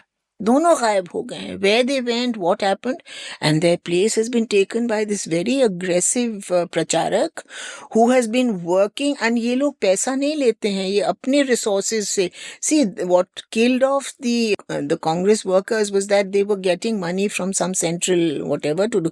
उन्होंने पैसे बनाए, अपने बच्चों को ये कर लिया, वो कर लिया, फैक्ट्री लगा ली, घर बना लिया, and that's that. जिसको जो मिला उसने अपनी जेब में डाला और ख़त्म किया. ये जो थे ना, इन्होंने जो काम किया, एक I'll tell you, there's a lovely book which I would love to translate, इनकी मनोहर श्याम जोशी की, कॉल कसब तो खैर है ही उनकी सबसे बढ़िया. It's called, I think it's called Kyap, which is again an untranslatable Pahadi word. हाँ, उसमें एक कैरेक्टर है who is a comrade, and he says ये सोवियत लैंड और वो जो पीपीएच पब्लिकेशंस होते हैं ना, complete works of Marx, complete works of whatever, Trotsky and so on, वो लेके वो गांव-गांव जाता है to distribute and whatever. And because itna daridra hai, he's so dirt poor and he has no money, he wears a lagot and he's a object of ridicule wherever he goes. रात को ही spreads all दो Soviet land वाले जो magazines वगैरह हैं उनका बिस्तरा बनाता है, और सिरहाना जो the pillow is the complete works of Marx. So he literally lives and breathes what he believes in. What a beautiful image that is, huh? And where do you have such people anymore? Nowhere. So naturally, why will anyone want to believe an ideology which only praises poverty and which only tells you that life is hard? Nobody wants. Life is bloody hard in a tropical country anyway, man. You grow up in a village, you have access to nothing. And then you're being told ki suffer this for your country. Why and for how long? Why will people do it? Why are these questions not answered or acted upon? So what I'm saying is that there are certain conditions for which we had no place in our vocabulary. We had no place for homosexuality. We had no place for vyatha, जो औरतों की व्यथा. There is not a word in English that I can think of which will bring out the pain of that word and that condition of these men. That's why our folk songs, ये बिरह गीत जो हैं, they bring tears to your eyes. Shailendra has mined those, करम हुआ बैरी हो गए हमार, चिट्ठिया हो तो सब कोई बाँचे, भाग न बाँचे कोई. कितनी बढ़िया लाइंस हैं ये. इनका कोई हिंदुस्तानी से अगर किसी और भाषा में करो, वो कंडीशनी लोगों को नहीं मालूम है भैया. How are they talk of anything else? How do you translate और bring? So there are certain social realities for which we will have to go to the original sources. मुझसे लोग कहते हैं कि आप शिवानी जी का और काम क्यों नहीं ट्रांसलेट करती हैं? ऐसे कुछ आप भी करिए ना मेहनत. अगर आपको अच्छा लगता है उनकी किताबें पढ़ना या फलाने की किताबें पढ़ना, तो सीखिए आप. Why don't you learn to read in Hindi? It takes time. I had to teach myself to read in Hindi because English I read फर्राटे से. I can read a book in 2 days. पर हिंदी की किताब में time लगता है. But जो अब मैं पढ़ रही हूँ, what an eye opener that has been for me, that there are these young, bright young people writing, men and women, whose voices are so compelling, and they're writing about a contemporary Kumaon, which I have now lost touch with because I no longer live there, but I'm aware of. I can't wait to read the book you mentioned. I remember many years back, my friend Vikram Doctor had told me this story about how gay people are entrapped by Mumbai police. So I think 15 साल पहले मैंने एक column भी लिखी थी called the Matunga Racket, where what the police would do is they would use the internet and they would put out these like classifieds for to get gay people and say ki come and meet me at this in the station, and the gentleman would land up and the cops would jump on him and then they would blackmail him, and then they would they'd go to an ATM and they'd use his card and take out all his money, and that kind of crap would happen. But even worse than that is the silent sort of struggle of years of not being able to find love, of being looked upon as whatever, and as a criminal, the criminal, really, yeah. So I also want to double click on what you said about how there was no dignified word in the Indian language for it. Like when you mentioned, I don't know if I should use this phrase on its family show, but GANDU was the word that people used for describing a homosexual man. yeah, and when you mentioned genitalia ke liye either high flung Sanskrit or vulgar word, I thought okay, so there is nothing between lingam and lora. Really not, huh? Yeah, so When that car came, that Skoda had a car called, or one of these cars, yeah, which yeah. they had to remove it, I think, from the Yeah, no, market. I think it's still there. I mean, Acha, I it's see it still there. once in a while. But we used to all titter about it. Huh? Car names are very funny. I mean, not only is there Laura, there's also another car which is Kia, and I'm like, it's so boastful. Like, kya Kia? Chup baitho, Another car is Swift. Like, yeah. So if you imagine different cars talking to you, it's interesting. But I also want to then ask a related question about language, which is that in the same way as it is interesting that the words that are in a language will tell you something about the society, like the Eskimos allegedly have 40 words for snow. Is it also the case that the words that are not in a language also tell you something about society? Like if all these words are not there, it is almost because you're not supposed to speak of this stuff, and that also tells you about how people live. And there's a danger of taking this thought too far, because I had an argument with a friend recently who was making that point, and what I said was, look at the great German word Schadenfreude, which means to feel happiness at others' Somebody's misery. misery. Now, there's no word for that in any language that I know, but everybody, that tendency is unfortunately all too widespread. So the absence of a word doesn't exactly mean that that phenomenon is not present, but the absence of language can also sort of tell you so many things. So what are your sort of... There is an absent vocabulary. And partly it is because those conditions are either not registered or understood, and also because prudery has excised them out of normal dictionaries. In this, there's a book that my sister wrote as a spin-off from a project that she was doing for the MacArthur Foundation. Rinal, Veena Mazumdar, and Elaben Bhatt. These were three women who were sent by the MacArthur Foundation to write up a report on the state of women's health availability in villages across Western India or a particular area. तो ये गई साहब वहाँ पे, and she says कि she was talking to, I mean, the report, of course, is with the MacArthur Foundation. God knows whether it was ever acted upon or not. But she used to make notes, as everyone does when you're traveling like this, and keep a kind of log of your travels. And she wrote a book called The Other Side, which she translated as O Ubiri into Hindi, and The Other Side is the English translation. I remember 2-3 things very vividly. She says there was this woman doctor who she met, who was like Baba Amte, decided to stay. She and her husband used to run a little clinic in a remote part of Maharashtra or Konkan and provide medical help to the villages who had no access to a regular hospital. And she told Mrinal, she said, most women have terrible gynecological problems ranging from A to Z, जिसमें कि Latin के नामों के अलावा there's no known. अच्छा, now suppose this poor girl who's a young bahu in a house has a problem. पहले तो वो शर्म के मारे कहे किससे कहे. I mean, these are, women's issues which you're not allowed to talk about. अच्छा, देन अगर वो हस्बैंड अगर मान लो है, उससे बात करेगा, she brings up the courage to speak to him, he will talk to his bhabhi और to his mother to say कि भाई इसका ये प्रॉब्लम है, क्या करें. When she's sent to the hospital, she has to go with a man. So either the husband, if he's there, अगर वो भी गांव से कहीं चला गया है, तो she has to go with her ससुर or her जेठ or her देवर. अब बिचारी वहां पहुंचती है क्लिनिक में, and this lady doctor asks कि तुम्हें क्या तकलीफ है. She can't say it in front of that ससुर और जेठ और हुएवर. सो शी सेज पेट में बहुत दर्द होता है.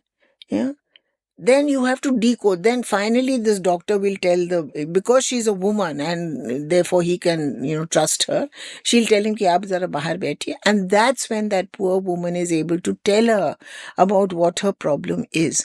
Now, can you imagine कि that long period of silent suffering विच आदमियों के तो अगर पेट में दर्द होता है मार पूरा घर उछल जाता है, but these poor women have no way of even articulating their pain, forget anything else. So the vocabulary is itself so daunting that you can't.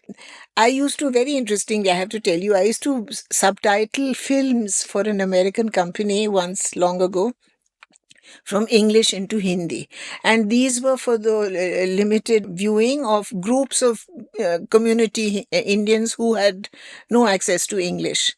And they were the most horrendous because they were the cheapest films going for buying on these network who used to get them translated.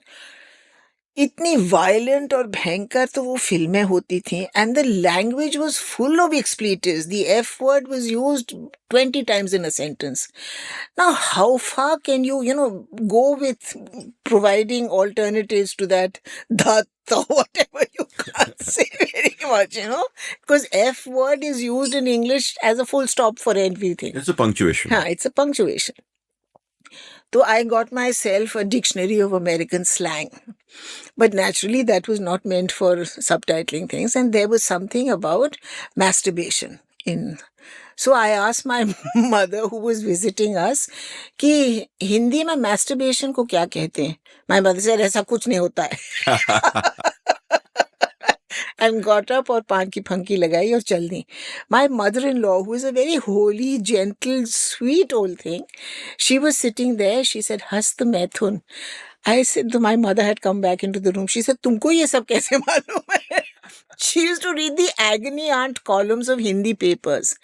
Aha, I said, that is where, because most people have only access to agony aunt columns जिसमें कि कोई आदमी ही agony aunt होता होगा, agony uncle, and the advice he gives is really over the top advice and things. But what I'm saying is that even for something which is so, either you have this hastamathun kind which is derived from Sanskrit, or you must be having words which are pornographic or taken from the gutter. So normal conditions, which teenager doesn't do this? Or it's something that you need to open out and air a little, so that children don't develop some terrible guilt over it. But that's what we are. I mean, I'm giving you extreme examples of sexual deviance, but even for the way मेरा दिल टूट गया तो खैर ठीक है, heart break हो गया. पर वो शीलाधर कहती थी कि ईरा, इन कश्मीरियों को बीमारियां भी अजीब होती हैं. इनका जिगर सुलगता है, इनके पेट में आग निकलती है. She says, this is how acidity or whatever must be described. But there's no convergence between one language and another. There are certain conditions which you just have to, as you say, Schadenfreude is a lovely example of many words which we use now without hesitation because they've got incorporated. And this is what, that's how our languages grew. There are so many words, conditions, phrases which we have imported from a range of people, from Turkish, from Persian, from Urdu, from Portuguese, from French, from कितने लोग तो यहाँ से आए गए. I must first berate you for referring to masturbation as sexual deviance. Sorry, did I say because, that? Yeah, because, then I have been frequently a deviant. मुझे याद है मैंने एक बार column लिखी थी where humorous column on me and my friends and our masturbation, and I'll link it from the show notes. And one of the women reading that left a comment to the effect that it's so wonderful that men can talk so openly about this. And what I just, the thought that struck me when you said ki, your mother didn't know the word for it and your mother-in-law had read it in a column My mother somewhere. knew it but wouldn't admit it. Is ki, it strikes me that also in that generation and even today, but much more so in that generation, that men and women didn't really talk to each other. This is not the kind of stuff they would ever have discussed or spoken about, and it's always a sort of silent thing. Like when I read the letters between my parents, whatever I have come across, and I read them 20, 30 years after they happened, I realized that they were essentially two people living alone in the same house. That there is that kind of communication sort of simply isn't there, which is so sad. So We're all prisoners of our own on that note, let's take a quick break. commercial break and, feed ourselves. Hey, the music started and this sounds like a commercial, but it isn't. It's a plea from me to check out my latest labor of love, a YouTube show I am co hosting with my good friend, the brilliant Ajay Shah. We've called it Everything is Everything. Every week, we'll speak for about an hour on things we care about, from the profound to the profane, from the exalted to the everyday. We range widely across subjects and we bring multiple frames with which we try to understand the world. Please join us on our journey and please support us by subscribing to our YouTube channel at youtube.com/Amit Varma, AMITVARMA. The show is called Everything is Everything. Please do check it out. Welcome back to The Seen and the Unseen. I have the great joy today of sitting here with Ira Pande ji. It feels like a slice of my childhood has come back. And, but of course we are resuming from a very different place. But speaking of childhoods, I want you to tell me about, what your growing up years were like from your perspective. Like I remember when I invited you to the show, you said कि देखो अमित, मृणाल ने तो बता दिया अपनी कहानी, पुष्पेश ने तो बता दिया, अभी मैं क्या बताऊंगी. But as you later agreed with me, I think all lives are different, and I'm absolutely dying to sort of hear it from your mouth. Let me start with a funny Ajit joke which I once heard. कि अजीत के पास Robert, उसका जो henchman है favourite, वो जाता है, ही said कि boss मेरे ट्रिपलेट्स हुए हैं तो उनके नाम क्या रखूं. तो अजीत सेड एक का नाम रखो पीटर, एक का रिपीटर और तीसरे का फू मांचू. ही सेड पीटर और रिपीटर तो समझ में आया बॉस, ये फू मांचू क्या भला होती है. ही सेड सिली बॉय, तुम ये नहीं जानती कि दुनिया का हर तीसरा बच्चा चाइनीज होता है. सो आई वाज द फू मांचू इन माय फैमिली. मैं तीसरी बेटी थी, तो you can imagine in 1951 when I was born in a very patriarchal kind of Brahmanical house. My birth was not exactly greeted with joy. But I have no recollection of being treated badly or whatever. And if there were certain, like my nani was very partial to my mamu's children. And one of the daughters was about the same age as I was. Her mother was very unwell those days and in a sanatorium. So my grandmother was looking after her. Naturally, she had a very soft spot for her. उसके और मेरे बीच में there was always a active discrimination जिसको कहते हैं. लेकिन आई took it कि भाई उस बेचारी की माँ नहीं, माय मदर यूज्ड टू से उस बेचारी की माँ बीमार हैं उसके, and she and I till date have very happy memories of being together. So there wasn't that thing about a third daughter, which हमारे यहाँ पहाड़ में इतना था भी नहीं. मैं कह तो रही हूँ patriarchy and all that, but girls and boys were not actually treated like they are in other societies. But I was between my older sister and Renal, there's just about 2.5 years of age difference. Between Renal and I, there's a 5-year difference. And between my elder sister and me, it's 7.5 year difference. So, and by the time I became conscious of whatever was around me, both Mrinal and my sister occupied not sisterly spaces, but some. Mrinal, of course, was the star of our family. She was always an extraordinarily bright and very moody person, always, and difficult to come close to, but feared rather and admired rather than loved, if you know what I mean. My elder sister, Binu, who was actually the softest, gentlest person and who really mothered me and my brother, I still regard her as a kind of late mother. कह लो या जो भी हो, वो हमको भी she treats. So we grew up more with each other than with my parents. अच्छा, parents का भी उस जमाने में होता है. Fathers were always very different, as you will remember from your own childhood. Somehow, once the children were born, it became the wife's responsibility or the mother's responsibility to bring them up, take care of their homework, their everyday whatever. My father was a very distant and very feared man, and as my brother used to say, that Babu's writ was like the Constitution of England. It was never written, but observed meticulously. हाँ.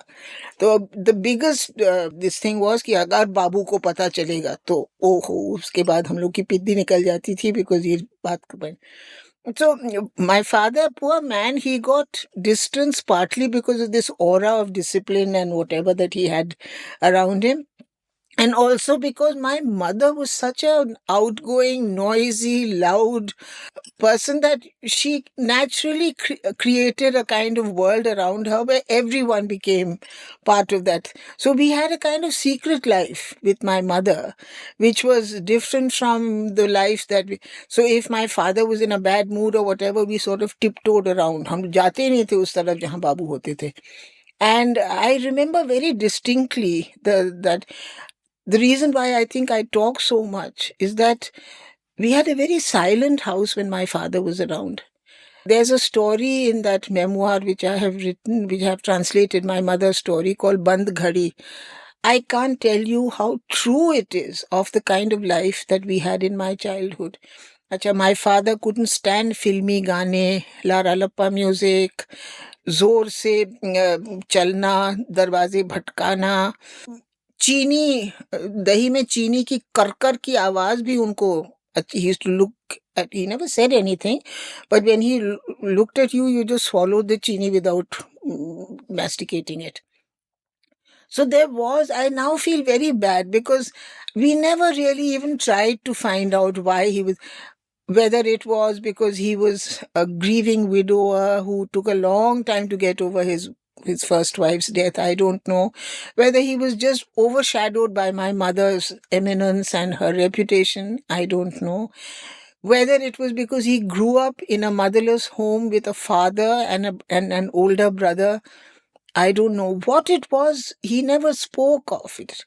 And I now realize that later on, when we got married and had our own children, I saw a very different father, who was very fond of the children, who would interact differently with us, was very indulgent. As a child, all I remember, Amit, was that we were, in any case, in a middle class family with a limited income. There were very few things that you could get. उस जमाने में मिलती भी कहाँ थी चीजें. You got no toys and things which are now freely available.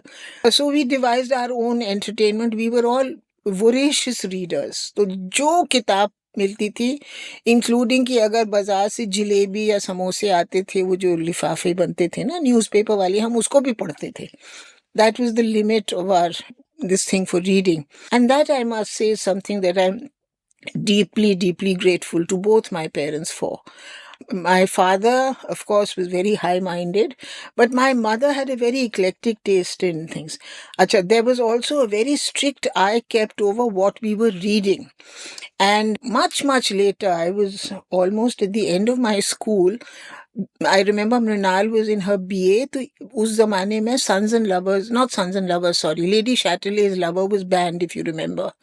So one of her classmates had managed to smuggle a copy somewhere and she had passed it on to me.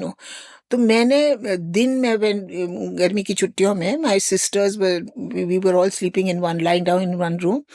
So they were talking and my sister was telling the other one कि तुम्हें मालूम है मुझे ये है. And I said, oh, I have to read this book, because even though I didn't know what it was about and why it was banned or whether it was banned at all, I managed to tidi karo it from under the pillow and read it in the bathroom quietly, because aur kahan padho.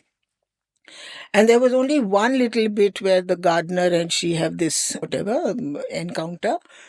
And I thought, iske liye ban kiya tha? What is that? So I went and boasted about it in school, because everyone was reading love romantic stories or whatever. And I told this friend of mine, I've read Sons and Lovers. She told her cousin, who was the girl who had lent it to my sister. So that cousin told my sister, do you know that your sister who's in class 8 or 9 has read it already? जब घर पे पता चला, जो तमाचा मुझे पड़ा था, मुझे अभी भी याद है. And I've never forgiven Mrinal for telling my mother and my mother for slapping me for reading a book which is a bloody classic.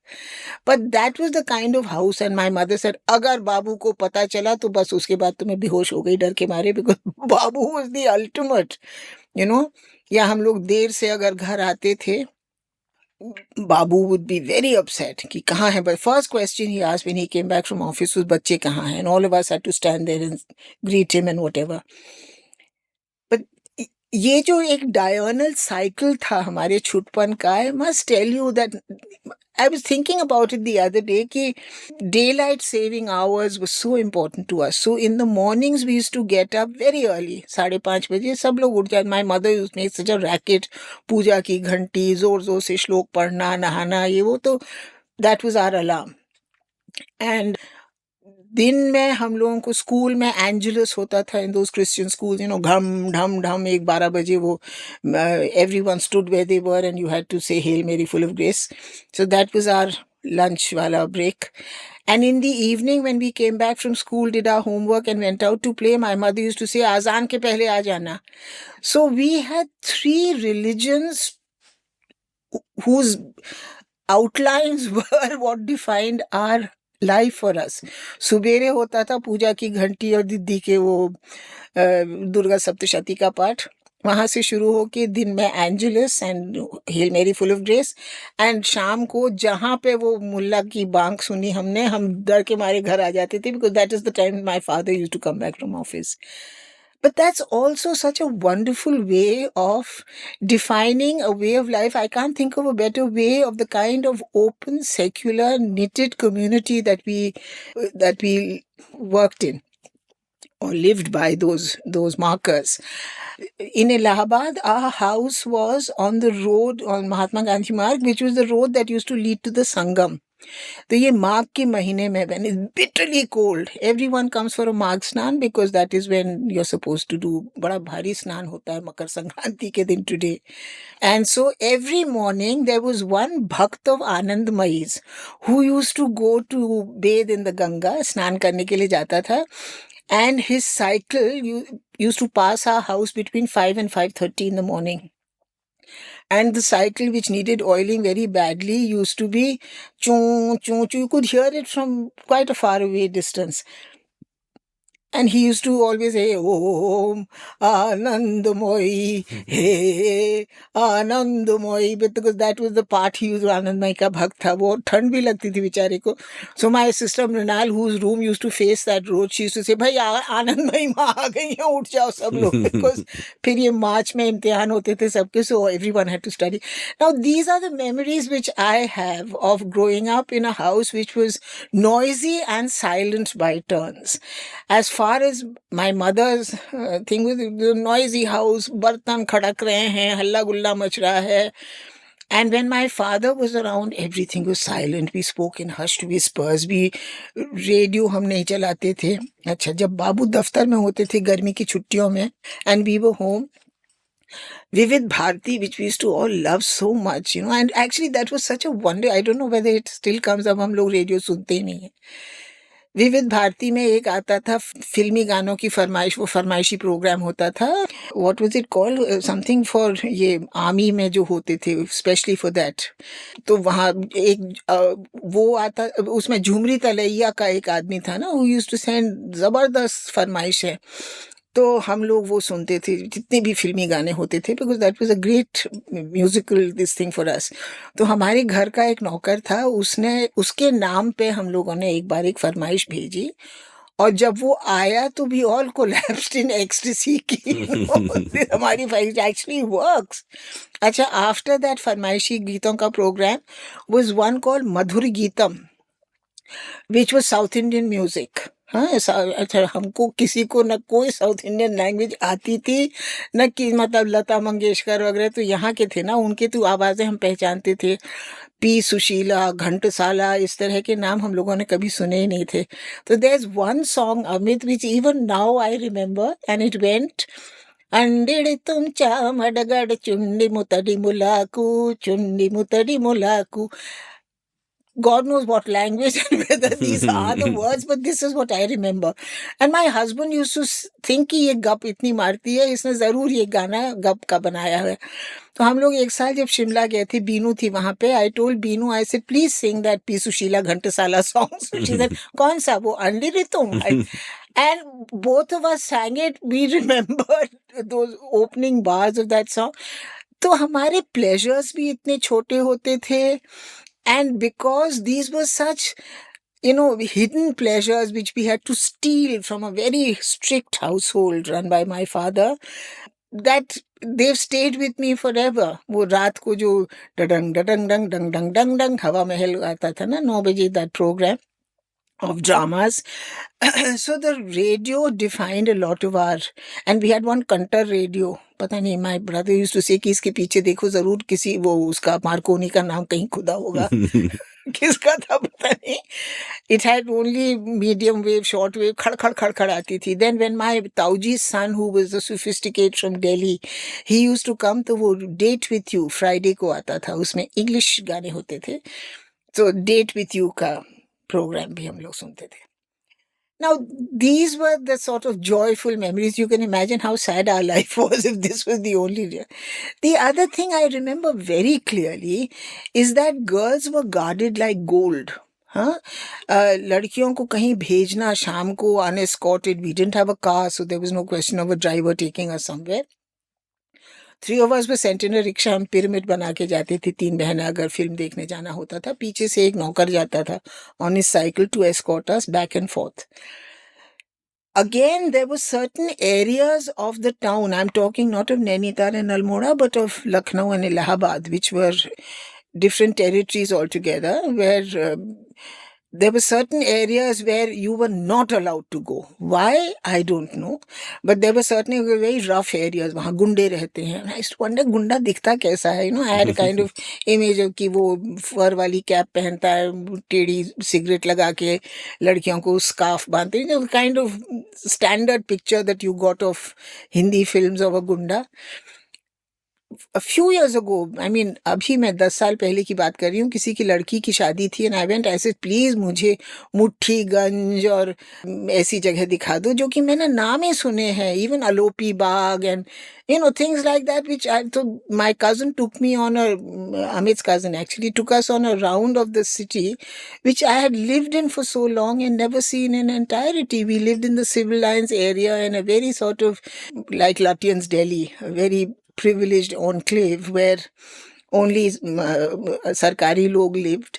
So our memories of childhood, the only acquaintance we had was poor relatives.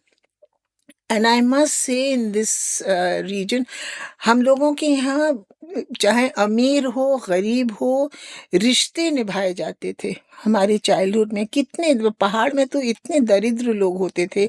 And as in all clans, if one person did well, everyone came to their house. So whether नौकरी के लिए, इलाज के लिए, जाड़ा काटने के लिए, महीनों महीने लोग रहते थे. nobody ever asked them कि तुम कब जाओगे या तुम कितनी रोटियां खाओगे. ऐसे सवाल बहुत ही अभद्र माने जाते थे. Nobody ever spoke like that in that coarse way. And some of them were so shamefully dressed that, and they challenged in the department of sartorial elegance, shall I say. So they would wear keds, which kirmich ke joote hote the. They would wear those canvas shoes. ऊपर से mismatched tight coat, शायद बड़े भाई का coat होगा, सिर पे वो पहाड़ी टोपी. And you felt a little ashamed to say कि ये मेरे ताऊजी हैं, ये अभी वहाँ से आए हैं पहाड़ से and things. Because ताऊजी would come and sit with all of us, and हमारे दोस्त आते थे, somebody whose father was in the ICS or somebody who, but I don't feel my mother ever treated, or Amit's mother particularly, she was a wonderful person. कभी इन लोगों ने कोई भेदभाव नहीं किया. And I think that has remained with us, that you do not judge people by the wealth they have.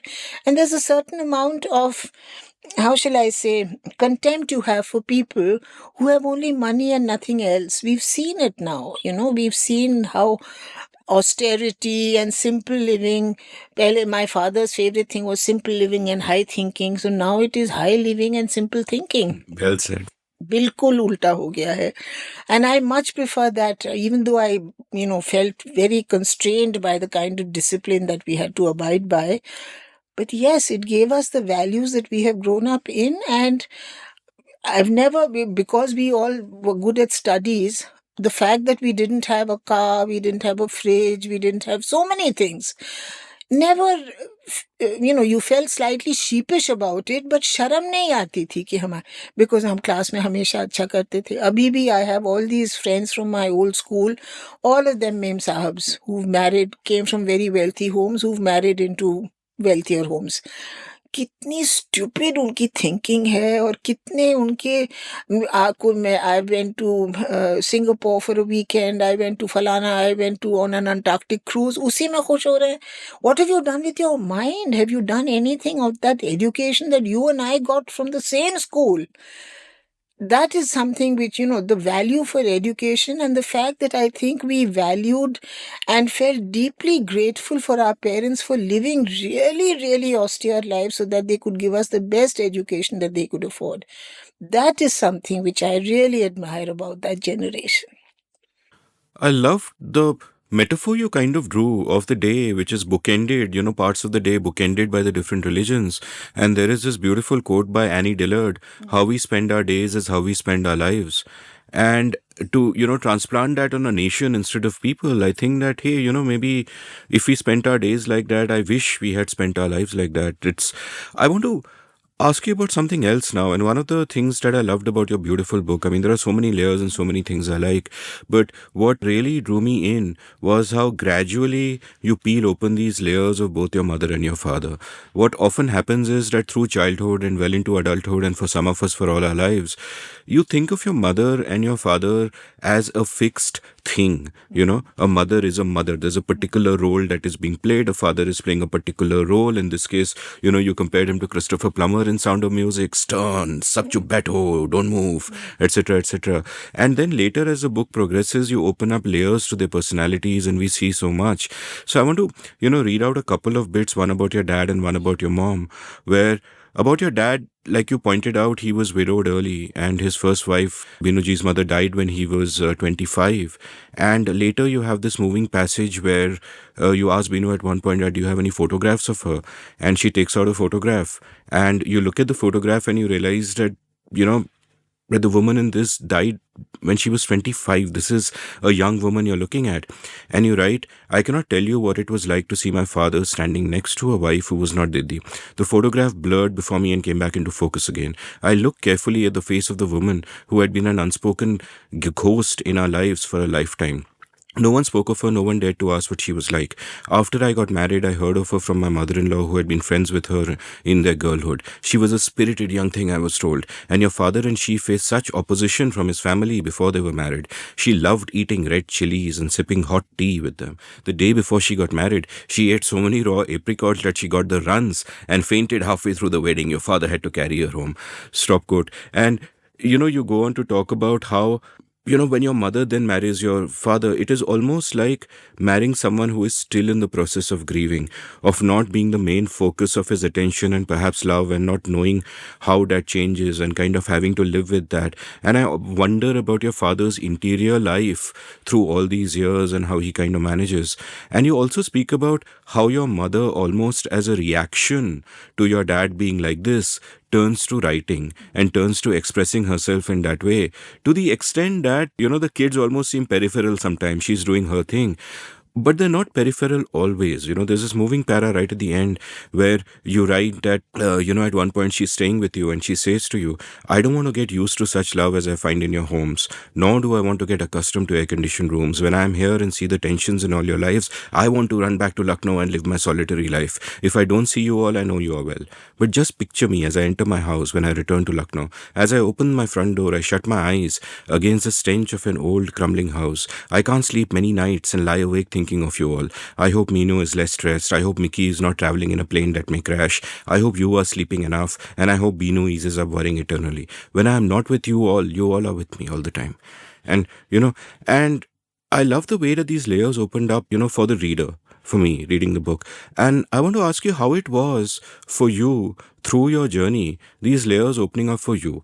Because शुरू में जब हम बच्चे होते हैं तो वो stereotype है, you will resent your dad or be scared of him, and you will, find your mom funny in some ways, and etc., etc. And then gradually over the years, that sort of changes. So take me through a bit about how your relationship with them evolved and what you began to understand of their interior worlds.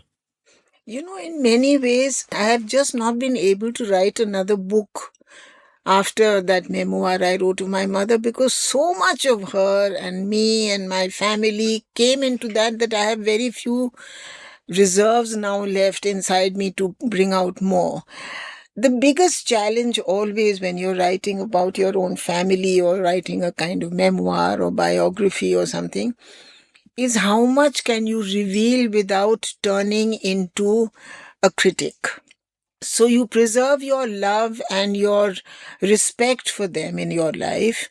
At the same time, you can't be untruthful about many of the flaws which now appear to you as things that held you back or created some kind of a condition in you that you are unable to hump over. Years ago, soon after this big book came out, I was on a trip to Johannesburg, some junket or the other about jo bhi tha. And on one of the panel discussions, there were three of us. There was Elizabeth Sisulu, who was Gandhiji's colleague, as you know, in South Africa in the ANC. Their daughter-in-law, Elizabeth Sisulu. There was me, right, who had written on my mother, and there was Gandhiji's great-granddaughter. Gandhiji had three sons. Harilal, who we've all heard about, the son who went completely out of hand. Devdas Gandhi, who was Gopal Gandhi and Rajmohan Gandhi's father, Tara Bhattacharya's father. And the third son, who was Ramlal, I think he was called Ramnath or something, I forget his name, who was the son that Gandhiji left behind in South Africa to look after Tolstoy farm. Their daughter's daughter is a historian who teaches or used to teach in Cape Town University, a very well-known historian, who had written on Gandhi's forgotten son. Because इन दोनों के बारे में तो ये India में रहे सबको मालूम है. That son nobody remembered, and I don't think he ever met up with his parents after they left him. Can you imagine? That story haunted me. And each one of us spoke about that we were writing about people who had enormous person. I mean, Gandhi ji se bada aadmi is duniya mein nahi hua hai koi, Man who became a Mahatma, a living sort of worshipped person in his own lifetime. And yet he had flaws, Amit, enormous flaws. ऐसे ही Elizabeth Sisulu had stories to tell about her husband and his relationship with his father, because once a parent, mostly a father, becomes so big and so important, he ceases to be a father. This is a story of home after home in India, where fathers become so focused on their careers and their jobs and their whatever life they're leading that they forget कि हमारे अपने बच्चे भी तो हैं. We have children who we are responsible for. I would love to write a book on Kasturba. This is something which is one of those books which I've always, like the 50s and 60s wala decade. It's another book which stays inside me. Maybe one day it'll come. I don't know. Too late now. But what fascinated me about Kasturba, and I'm sorry if I'm deviating from my own childhood, please because deviate. We'll they're come back. connected in some way. Yeah. There's a picture of my grandmother, my nani, Ama we used to call her, in my puja. It used to be in my mother's puja, and so when I inherited all her other things, I took this picture and put it in my room, in my puja. And my grandmother has a remarkable, look, क्या है वो word? Similarity between Kasturba and वो इस सीधे पल्ले की साड़ी, सिर ढका हुआ, गोल चश्मा पहना हुआ, those gold rimmed glasses that Ba used to wear, my grandmother wears too. She's looking stern and yet soft. How that is possible, I don't know, largely because she had a large soft body and things. And she looks directly at the camera. Most women of that age never did direct portrait kind of thing. And I thought to myself, well, this was a woman who was widowed at 40. My grandfather died when she was just 40. They had 9 children. He died in Bangalore, very far away from Almora, because he was on that war cabinet. में कुछ कर रहे थे. He was working there. Suddenly he was diabetic. He had a carbuncle. उस जमाने में कोई इलाज नहीं होता था. He just died. And my grandmother, in fact, Mrinal has written a very beautiful piece which she wrote in Mainstream on Ama. and where she says that Amma told her that that one night when she had to take charge of his body, arrange for his funeral, the cremation, whatever, all my tears dried up and went into my head, and my hair turned white overnight. That is, the kind of shock that she had absorbed. After that, what else was there to lose? So she brought this huge circus of 9 बच्चे, नौकर चाकर, वो सब अपना सामान असबाब लेके पहुंची अल्मोड़ा, पता नहीं कैसे कब. And then for the next 50 odd years, 40, 50 years, she stayed in Almora, didn't move out at all. The world moved around her, but she's just stayed in that one room in her just shut up rooms which were no longer in use and retreated into one cell. And I was thinking how similar is that life from Gandhiji's, from Kasturba, who was uprooted from South Africa without consulting. Gandhiji never asked her कि तुम मेरे साथ हिंदुस्तान चलोगी, उठो और कल या परसों हम जा रहे हैं, ये वाला लड़का यहाँ रहेगा, बाकी सब चलेंगे. Can you imagine to leave a piece of your heart, your firstborn child you leave behind? उस जमाने में ना प्लेन्स होते थे, ना टेलीफोन होता था. She knew that she might never see him again, and she left him behind. And I don't think she ever forgave Gandhiji for that violation of a mother's love that he forced her to. in Gandhiji's own autobiography, जो उन्होंने कितना लिखा है अपने बारे में, and he's hidden nothing. He was a very truthful, honest man.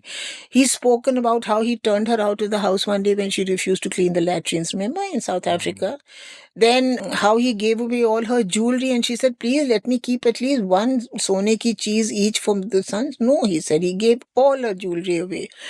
And they went and started staying in Wardha in an ashram. She came from a fairly affluent background. ये सूरत की थी, ये पोरबंदर के थे. वर्धा के आश्रम में, without any accoutrement, nothing, she was asked to take charge while he had his experiments with truth. He slept next to young girls and did all that. How do you think she felt? He had all these foreign beauties who came and became, his acolytes. And I'm not saying that there was anything wrong in that. But as a woman, I can feel the outrage that she must have gone through, and how she silently, without saying a word, stood his entire courage. He says later that I learned how ये सत्याग्रह का पूरा वो था, the concept I learned from my wife, who could dig her heels in and decide not to give an inch. But her contribution to the national movement is not ever acknowledged, ever acknowledged. Everyone treats her as Gandhiji's wife, Mrs. Mahatma, but that she must have had the most terrific time adjusting to all his strange fads, keh lo, ya whatever, that nobody ever talks about. So I remember once I was इनकी एक किताब कस्तूरबा पे लिखी है, अरुण गांधी करके इनका कोई nephew है, उसने लिखी थी. It was Penguin publication years ago.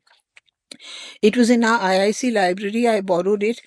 It's such a hagiographic account of, a kind of idealized account of kitni adbhut aurat thi, how she, was his ardhangini, his sati, his falana, his strength. Not true. Not true at all. It seems like such a reductionist approach to what complexity that woman had inside her. So I was talking to Gopal Gandhi once. I said, he had liked my book on my mother very much. And I told him, I said कि मेरा बहुत मन करता है कि मैं बा पे लिखूं. He said, लिखो ना. I said, मेरी हिम्मत नहीं है भैया. I grew up in a generation after Bapu and Ba had died. And I am not related to the family. Besides, उन्हीं के grandson ने एक किताब लिखी है, तो who am I to say anything? He said, that's not a book, that's an entirely fictionalized account of what he thought Ba was all about.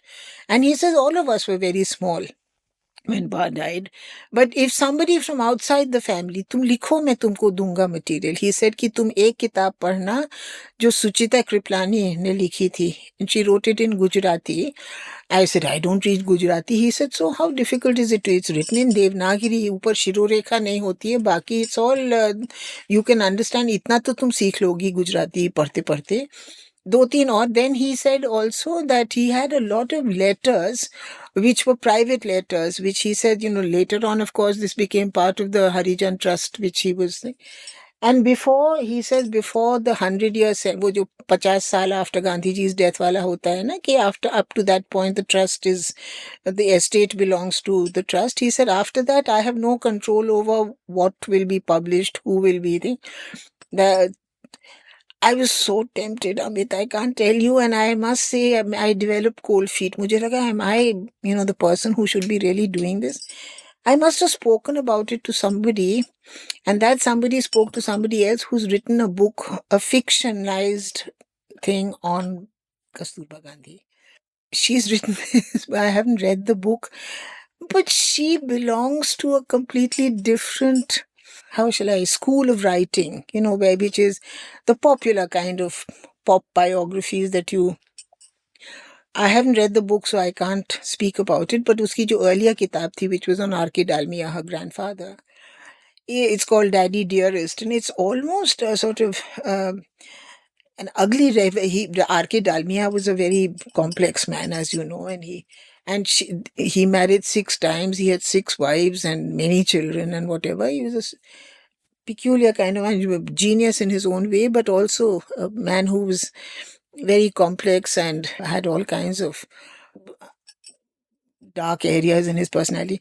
फिर मुझे लगा अब मैं नहीं लिखूंगी. I mean, Ba's life deserves a far more respectful and more academic, नहीं कहूंगी मैं, but a more nuanced understanding of a generation of women. It's not just Kasturba, it's this entire generation of women who paid such a heavy price for the glory of their husbands. Look at Kamala Nehru. What a wretched life she had. I mean, you get glimpses of that life in other people's writing.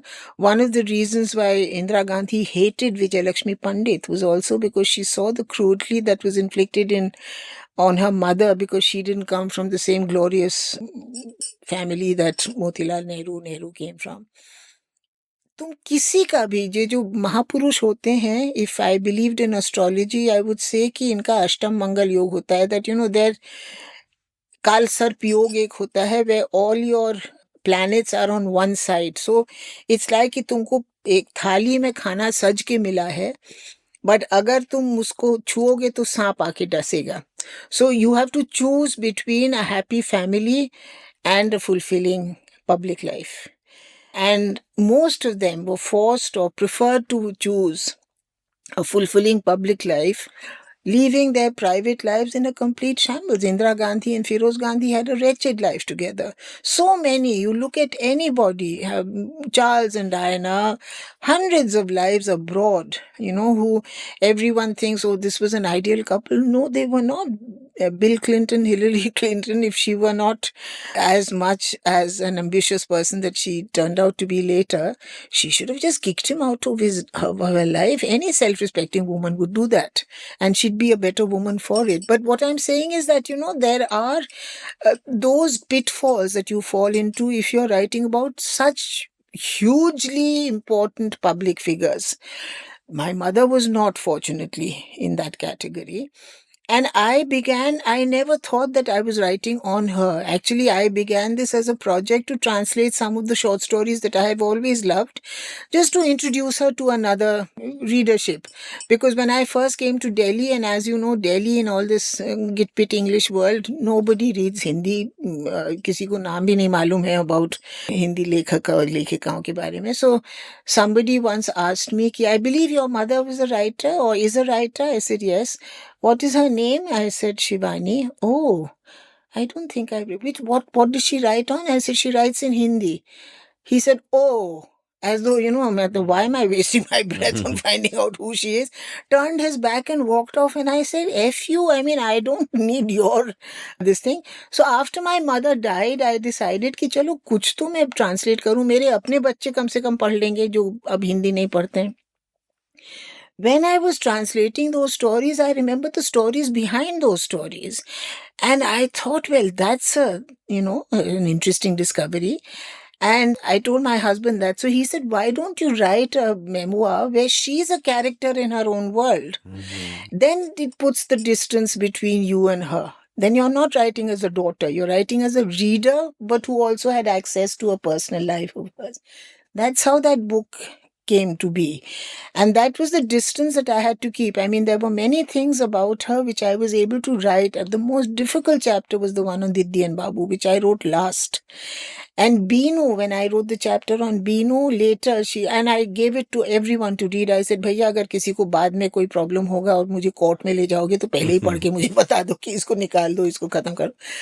Beenu rang me up and said, Iru, thank you. You brought me out of the closet. She said, all these years I was unable to ask those questions about my own mother because I felt this was so disloyal to Diddi, who was my own mother. She said, मैं कभी नहीं पूछ पाई कि वो उनकी death anniversary कब है कि उनके नाम का मैं कुछ दान तो कर सकूं. And I realized then that, if you write sensitively and if you write with a certain amount of restraint about those, but you have to write the truth. You can't duck away or distort the truth. So in one sense, memoirs and biographies are the most difficult because either people then become worshipful and, hagiographic, because हम लोगों को तो, particularly in the East, we have this thing about being very respectful of our parents. उनके सामने, आवाज ऊंची नहीं करके बोलना. Never say to them what they need to hear because that's never done. So that cripples your capacity to really understand. So my childhood memories are different from Mrinal's. Mrinal was different from me. She saw the world differently and maybe हमारा temperament भी different इसीलिए हुआ because I chose to not care about those things which I didn't like. She, on the other hand, her whole gender obsession with questions of gender comes very much from the world that इसकी एक कहानी है called लड़कियां, which is such a beautiful story. And it's written about my grandmother and her treatment of girls, despite the fact that it was the daughters who looked after her and the daughters who did everything for her. Her own sons betrayed her at every level. Her own husband died young. But है कुछ उस जमाने में नहीं था ना, आदमियों के बारे में आप कुछ नहीं कह सकते थे. At one point, you wrote beautifully about how, Shivani ji bled into her plots in the same kind of way that she bled into her children. That a part of her was in her stories, but a part of her was also in her children. And you write that after her death, it seemed that she had lodged herself in your head, that she was a limb, that the way sometimes if a limb is amputated, Right. there's a phantom arm there or whatever, and she was kind of a phantom there. And this is something I think many people realize as they grow older, that that part of their parents are in them. There's a beautiful song I'll link from the show notes by Peter Cat Recording Company called Remain in Me, just exactly about this. So tell me a little bit about that, because just writing about them and entering their sort of their three-dimensional lives as opposed to the single dimension one might have viewed them in earlier, what did it make you recognize about yourself? Do you at some points have to reconcile to parts of you, also coming from there, and parts of you being very eternally different, perhaps? Difficult to say because, one doesn't, when you're instinctively reacting to something, you're not thinking. No? It's your instinct. And that instinct is formed by many areas, of which nurture is certainly one. One is an essential nature that you were blessed with or cursed with. And the other is the kind of nurturing that was done of you. I think all of us siblings understood that my mother was a wonderful person to be around and who gave us all a great childhood and was a wonderful, wonderful teacher. But there was also a part of her that she never spoke about. That is the one that she bled into her plots. And that's why this memoir needed to be written in order for me to even understand. It's like, प्याज की परतें उतारते जाओ, you come, but each layer is the प्याज itself. It's not as if ये बाहर का निकाल दो तो अंदर से कुछ निकलेगा फूल. It's every layer that you uncover brought to me another side of her, another aspect of her personality, some of which I can see in me, some of which I can see in my brother, some I can see in my sisters. So each one of us has uncovered or unpeeled that onion differently, keeping some and discarding some. That's the only way I can explain how. But the fact that it's no like I think I've also written like that, just like Alfred Hitchcock always had himself in any one frame of every film that he made, even if he was part of a crowd. He made that little Cameo. that cameo kind of appearance.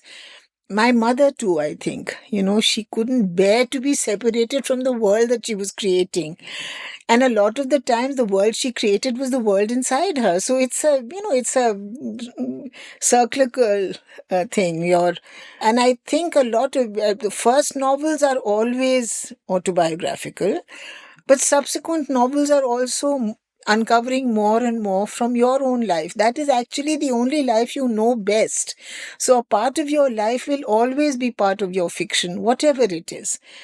You mentioned the book on Kasturba again. I strongly implore you to write it. आपने जितनी बातें की है इस conversation में, उसमें 3-4 book तो मुझे उसी में दिख रहे हैं. So I hope you do it. And it struck me that, when you mentioned the hagiography written of her, it struck me that the way you described that is really the only way I've heard of her in the public imagination, which is defined by the contribution she is bringing to a man's life.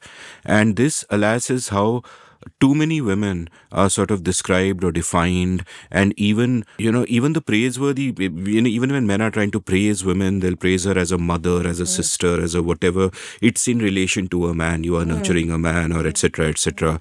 And one of the things I realized when I hear stories about women of the first half of the 20th century, whether it's, Mukulika Banerjee was on the show. She spoke of how her mother and her sister, I think, once decided to, take a Tonga from one town to the other entirely on their own, just two girls, something like that, which I've found was wild. And Mrinalji spoke about, how Shivani ji, she had an argument with her once, why are you so concerned about the food being hot for your husband? Why does it matter to you so much? And she was like, no, it does.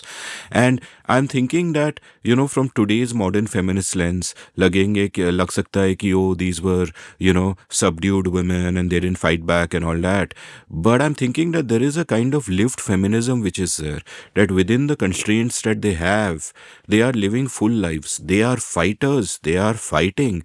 They are, doing all of that. And that sort of interior life is not anywhere near as much as written about as the lives of men, where, so I think of, Kasturba and Mohandas, and I think that it was a terribly bad fortune to be married to a great man, quote unquote, where the male ego divides everything. Maybe it is better to be married to a mediocre man who doesn't think so much of himself. Perhaps you're right. I think so.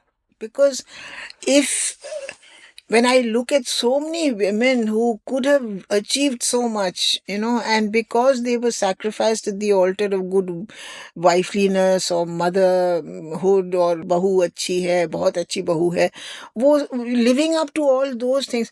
In my own case, I mean, I started teaching at the Punjab University, started a research scholar and then became a lecturer. I taught for some 14, 15 years there, and my husband decided to come to Delhi to join the center. He wanted to come to the center.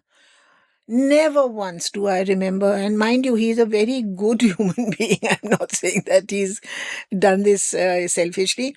It never occurred to him, to ask me, are you ready to also go? I had a career, I had a job, and in fact, I think I was earning more at that point than he used to earn as whatever he was. Deputy Secretary या जो भी थे तब. So my dear, I left my job. Had I taught for 20 years, I would have got a pension for life. Huh? मैं जब अपना चिट्ठी resignation की चिट्ठी लेके when I went to the department, firstly everyone said, no, you can't go. You take leave without pay, come back. I said, no, it's not fair, because when I'm not going to come back to Chandigarh, why should I deprive somebody else from being able to find employment here? So I went to the clerk, who was our department, and I gave him, I said, कि ये उनके head को भेज देना. He looked at it. He tore it up. He said, "जी परोसी थाली ਨੂੰ ਕੋਈ ਲੱਤ ਮਾਰਦਾ ਹੈ?" He was a Punjabi, हाँ. He said, "ਕੀ ਕਰਦੇ ਹੋ ਤੁਸੀਂ? ऐसे ਐਵੇਂ ਹੀ ਨੌਕਰੀ छोड़ के चले जाओगे?" I told him, I said, "I have to write that letter again. You go because I am leaving." But that was the reaction that, they felt कि कैसे you are such a popular teacher. You are so fond of teaching. How can you? I came to Delhi. We never got a house. We were living in Punjab Bhavan ka ek kamra for 1 year. Finally, we found this ancient old house on Rouse Avenue. Long story. I mean, that is. It took me 2-3 years to find something. Delhi University was not an option because they do not entertain anyone who's come from outside Delhi University. And I didn't want to. I just didn't feel comfortable in the kind of environment that the Delhi University had. Somewhere I think one carried a thing of low self-esteem also, having come from Allahabad University and Punjab University, even though these were fine universities in our time. However, that was my problem. Then I started working part-time in the afternoons because that was the time when the kids came back from school, unko lunch deke. From 2 to 4, I used to work in the Indian Express office as a kind of sub. Getting some rubbish money, whatever. Wahan kaam kiya. Then a friend of mine, ye seminar wale Tejbir and Mala, they said, "Why don't you join us?" Their assistant editor was leaving. Worked. Then I entered into more and more things. But it took me so many years to have the courage to work a full-time job, even in the university in Chandigarh where I was teaching, because it was a postgraduate campus. We had only half a day's work. So I used to drop my children to school, come to the university, go back, pick them up, give them lunch, and then be there for them in the afternoon. But my own needs and my own qualifications came right at the bottom. No, I mean, it took me years to become the writer that I had always wanted to be. Perhaps if I had started young enough, I may have gone into fiction writing or whatever it was. I've never had that as an option. And now I've got so many voices in my head that in translation, really, I'll come to translation in a bit, how that destroys your own capacity to write as yourself. So what I'm saying is that when it can happen with me, when I had such a supportive husband, very fine in-laws, every opportunity, why would anyone say कि अच्छा तुमको क्या problem था? Why could? But there was a pulling back constantly that good mothers don't do this, good wives don't do this, good daughters-in-law don't do this. Everyone else's needs became more and more important than your own needs. I was just talking to our driver when we were coming here and I said कि मैं जा रही हूँ पर मुझे अब ये फिक्र होगी कि अब्बू का lunch में कौन, because my maid comes only in the morning and then she cooks lunch and goes away. I heat it. I said वो पता नहीं उनको अपने आप कर भी लेंगे कि नहीं. And I said कि पूरी जिंदगी मेरा इसी में गया है कि आज माताजी क्या खाएंगी, साहब क्या खाएंगे, बच्चे क्या खाएंगे, जो वो खाएंगे चलो मैं वो खा लूंगी, उनके लेफ्ट ओवर्स दूसरे दिन. अब मैं भूल गई हूँ मुझे क्या अच्छा लगता था. What do I like to have? What do I want to have? I've forgotten all that because I've subsumed my own. I'm not being a martyr here. It's just something that one has been programmed or conditioned into believing that everyone else's needs are first, तुम्हारा आखिरी. तुम अपने पुराने घरों में याद रखो जब सब आदमी लोग खा लेते थे तब औरतें खाती थी. एंड दे हैड ठंडा खाना क्योंकि चूल्हा तब तक बुझ जाता था. महाराज चले जाते थे ठंडी रोटों का एक वो बना के गट्ठर. And that is where the women of the house ate. So we've always had this kind of blindness towards the needs of women.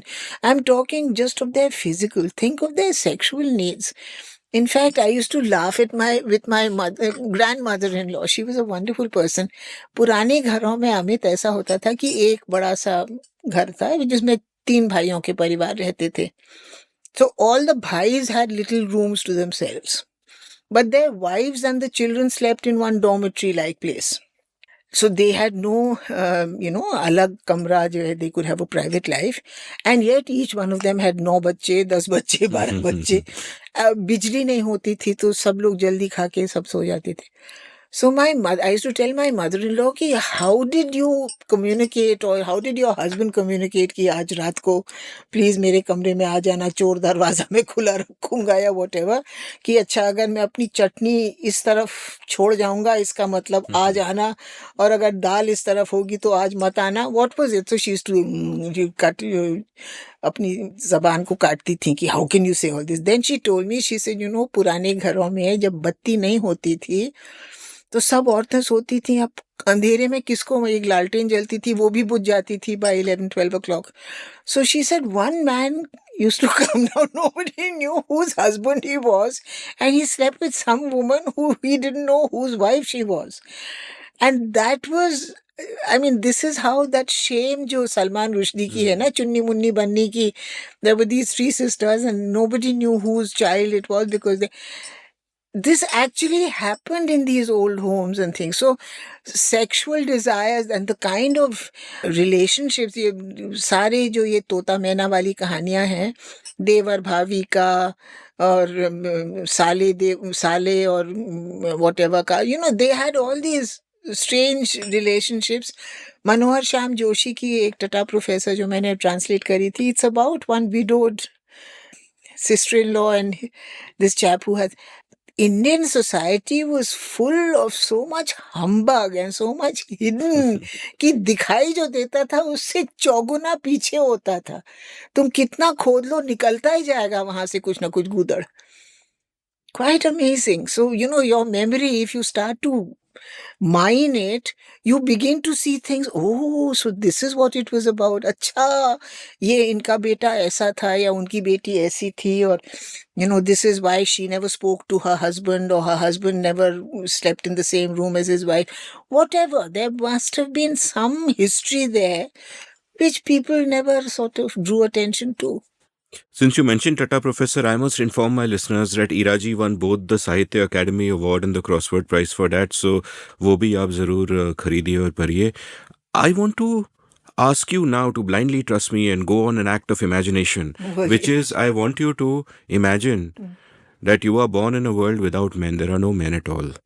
Tell me about the life you live. What do you become? What do you do? What are those desires which you can fulfill apart from a particular kind of desire which you can't? But other than that, what is a life? Because you no longer have to worry about किसका खाना आज पकाना है, क्या खाना है, कहाँ जाना है, कहाँ रहना है, क्या पहनना है. You don't have to worry about those things. Describe your life. पहले तो सब घड़ियों को और ऐसी चीजों को घर से बाहर फेंक दिया जाएगा. जब मन है उठो, जब मन है सो. You don't have to be the first one to open the door for the maids to come in and the last one to lock the house. So that tyranny has to be eradicated. But on a more sober note, I can't imagine a world without men. And two, I don't know whether I want to be part Your of thought experimenter. Please indulge me. I'm like your son, so please indulge me. Because women's worst enemies are women themselves. Let me tell you that it's not the men who hold you back as much as the women who hold you back. And this, if you look around you, you will find in situation after situation, is that either you have these pushy mummies or you have these horrendous viragos who will not allow their daughters to do this or do that. Fathers may lay down the rules, but they are nowhere as hard and as tough as women are.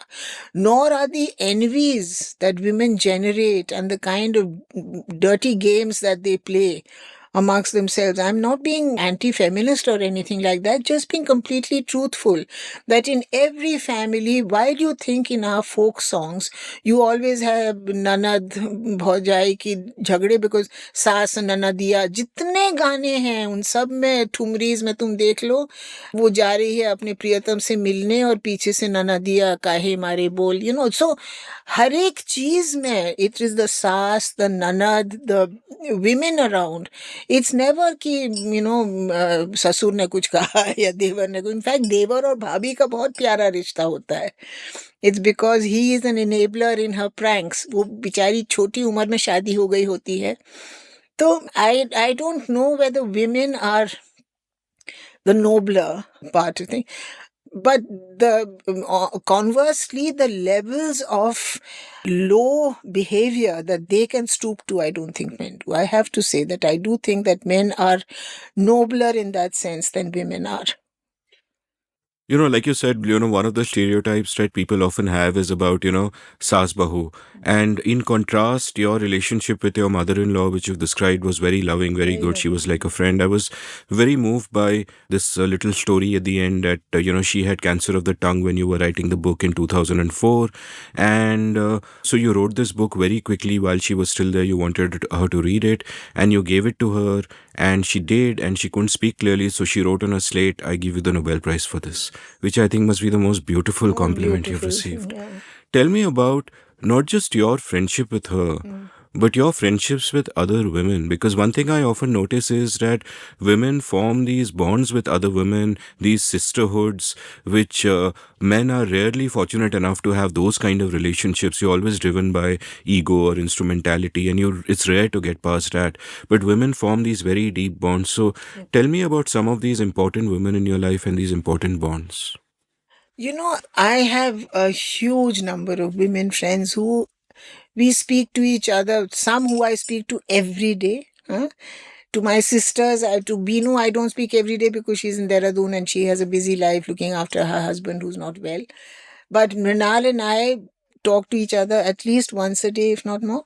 Uh, ऐसे ही मेरी एक चंडीगढ़ की दोस्त है किरण सानी who's now here. She and I are very close, and we, even though there are hidden secrets about her and me which we respect each other for.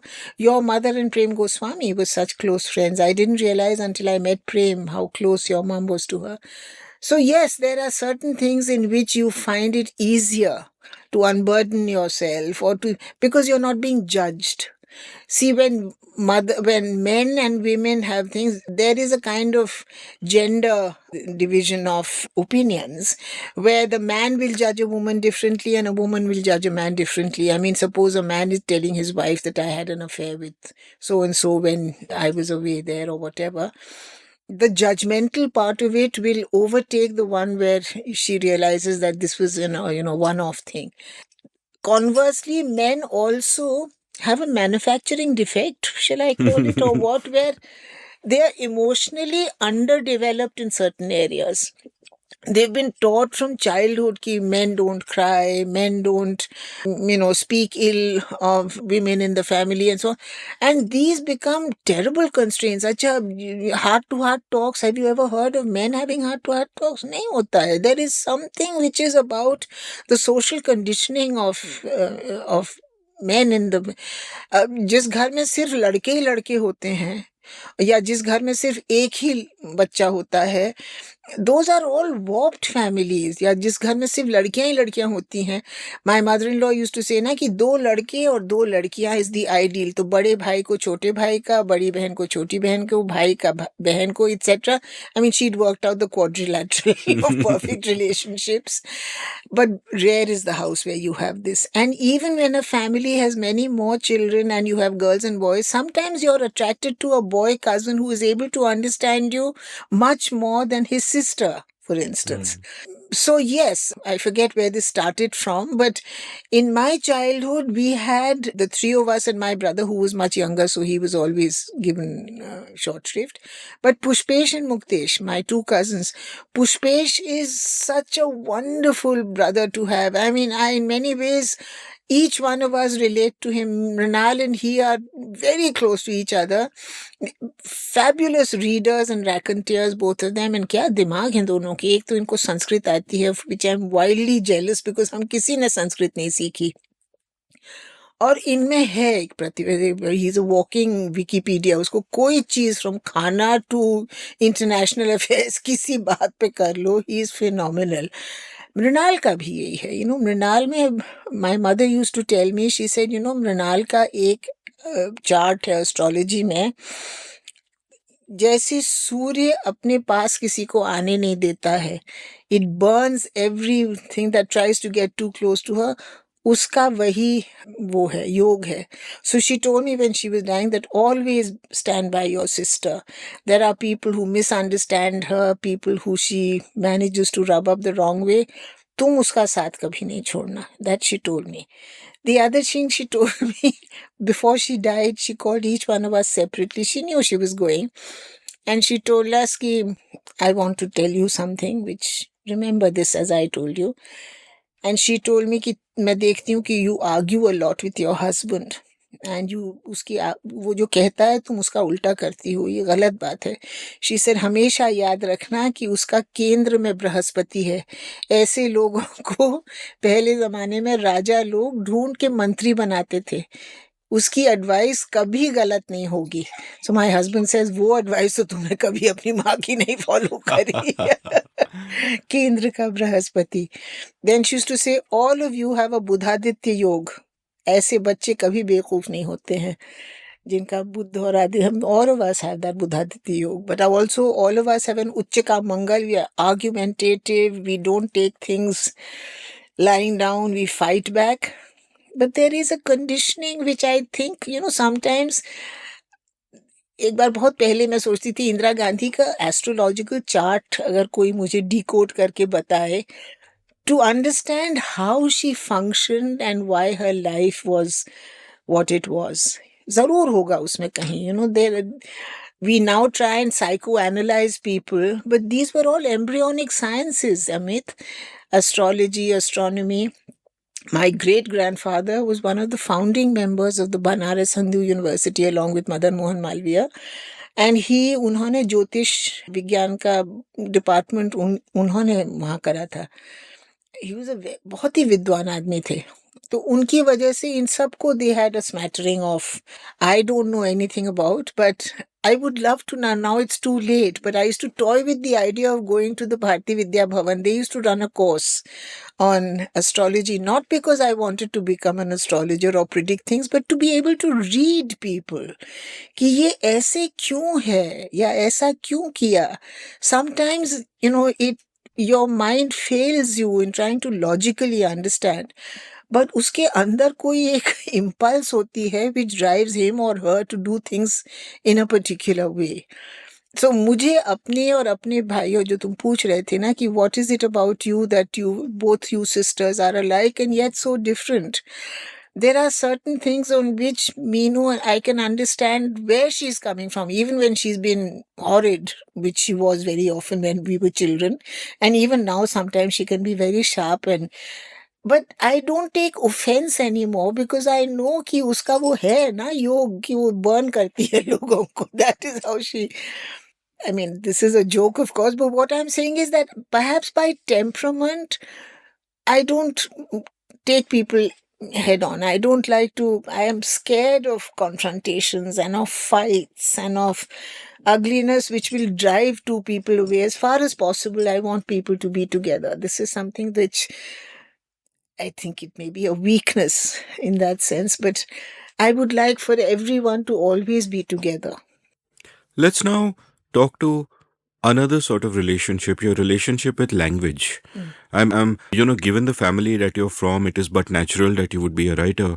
I'm interested in, number one, the role that this multiplicity of languages played in your life, because I always envy people who grew up with such facility and learning in different languages. I mean, for me, it's just one language, English. I can understand and speak others, but I can't really read in them with any kind of dexterity. So all these different languages, what was the influence they had on you in terms of just the literature that you were taking in terms of understanding the world? And was it sort of intimidating for you that you have the kind of brilliant siblings that you did? Because then if you think of wanting to be a writer, Mrinalji is already doing that. If you think of, etc. So how did you begin to form your sense of what do you want to do? What part of that puzzle was language? And over a long period of time, of course, you came to translation and all that. We can speak about that. But to take me through those processes and how much of it tied in with your professional life, in the sense कि आप चंडीगढ़ गई, 16 साल आपने पढ़ा Punjab university में.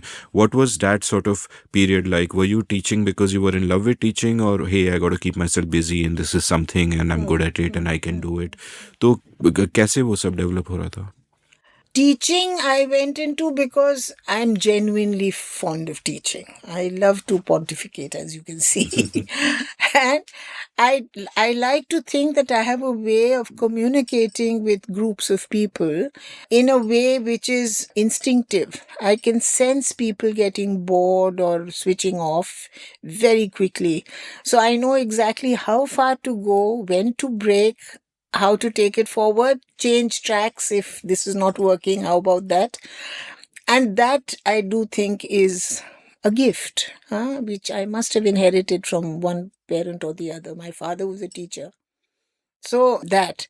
As far as languages is concerned, you're right. There were many languages we were exposed to, and I am telling you कि जिनका कान सुरीला होता है, जो गा सकते हैं, they have a great facility with languages if they were only aware of it. जो कभी तुम गलत, I will not say गलत no matter what. I will always say गलत because कान में पड़ा हुआ है. I've lived in Lucknow. I will never say khas. I will always say khas. I will never say begum. I'll always say begum. So there are certain things which Bengali also, even though I don't speak Bengali fluently, but when I do, those words come clean. They come with, which अवधि जब हम बोलते हैं, तो you know the musicality and the lilt of that. So yes, to that extent, and Kumauni, of course, because we grew up speaking Pahari and we still speak it all the time. Music, musical ear, which I think we've all inherited from my mum, helps in relating to languages at a level which other people perhaps who study it academically are not able to. I remember once in Jaipur, ये The Last Mughal इसकी है ना, जो William Dalrymple की किताब, he was launching it there at the Amer port. Huge and बहुत सारे लोग थे. And he kept talking of Bahadur Shah Zafar as Bahadur Shah Zafar. I got fed up at one point. And I told him, I said, listen, for somebody who's writing about Bahadur Shah Zafar, at least learn to pronounce his name correctly. It's simple enough to pronounce. It rhymes with Duffer. So if you can say Duffer, you can say Zafar. I said, हम लोग को governors को, pell mell, ये सब how is it that we always pronounce English words correctly when we speak English? I said, why do people who come from abroad not take the, the trouble to, even Indophiles who are otherwise very good at understanding cultures and languages, make the most horrendous kind of, Rama, Sita. क्यों नहीं तुम राम कहते हो? हाँ, तो एक बार मेरी माँ ने किसी से कहा था, it's not Rama and Lakshmana, the last A is silent, it's Ram, Lakshman. So he said, oh, and sit.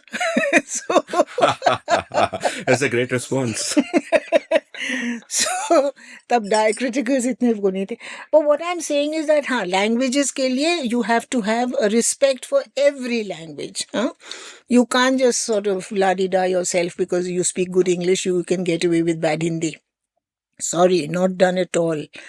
If we can take the trouble to speak idiomatically correct, grammatically pure English, you can bloody well learn to speak Hindi properly when you do. Or for Bengali people कि हाथी झूमता हुआ चली आ रहा था, ये क्या बात होती है?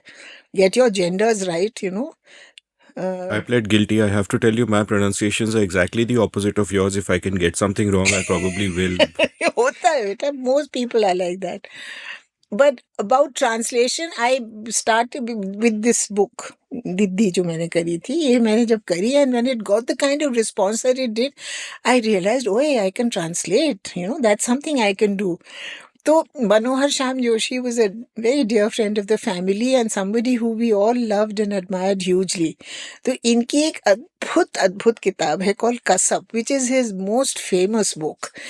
But Kasab is written in such strong Kumauni Hindi that मेरी तो हिम्मत नहीं है उसको करने की.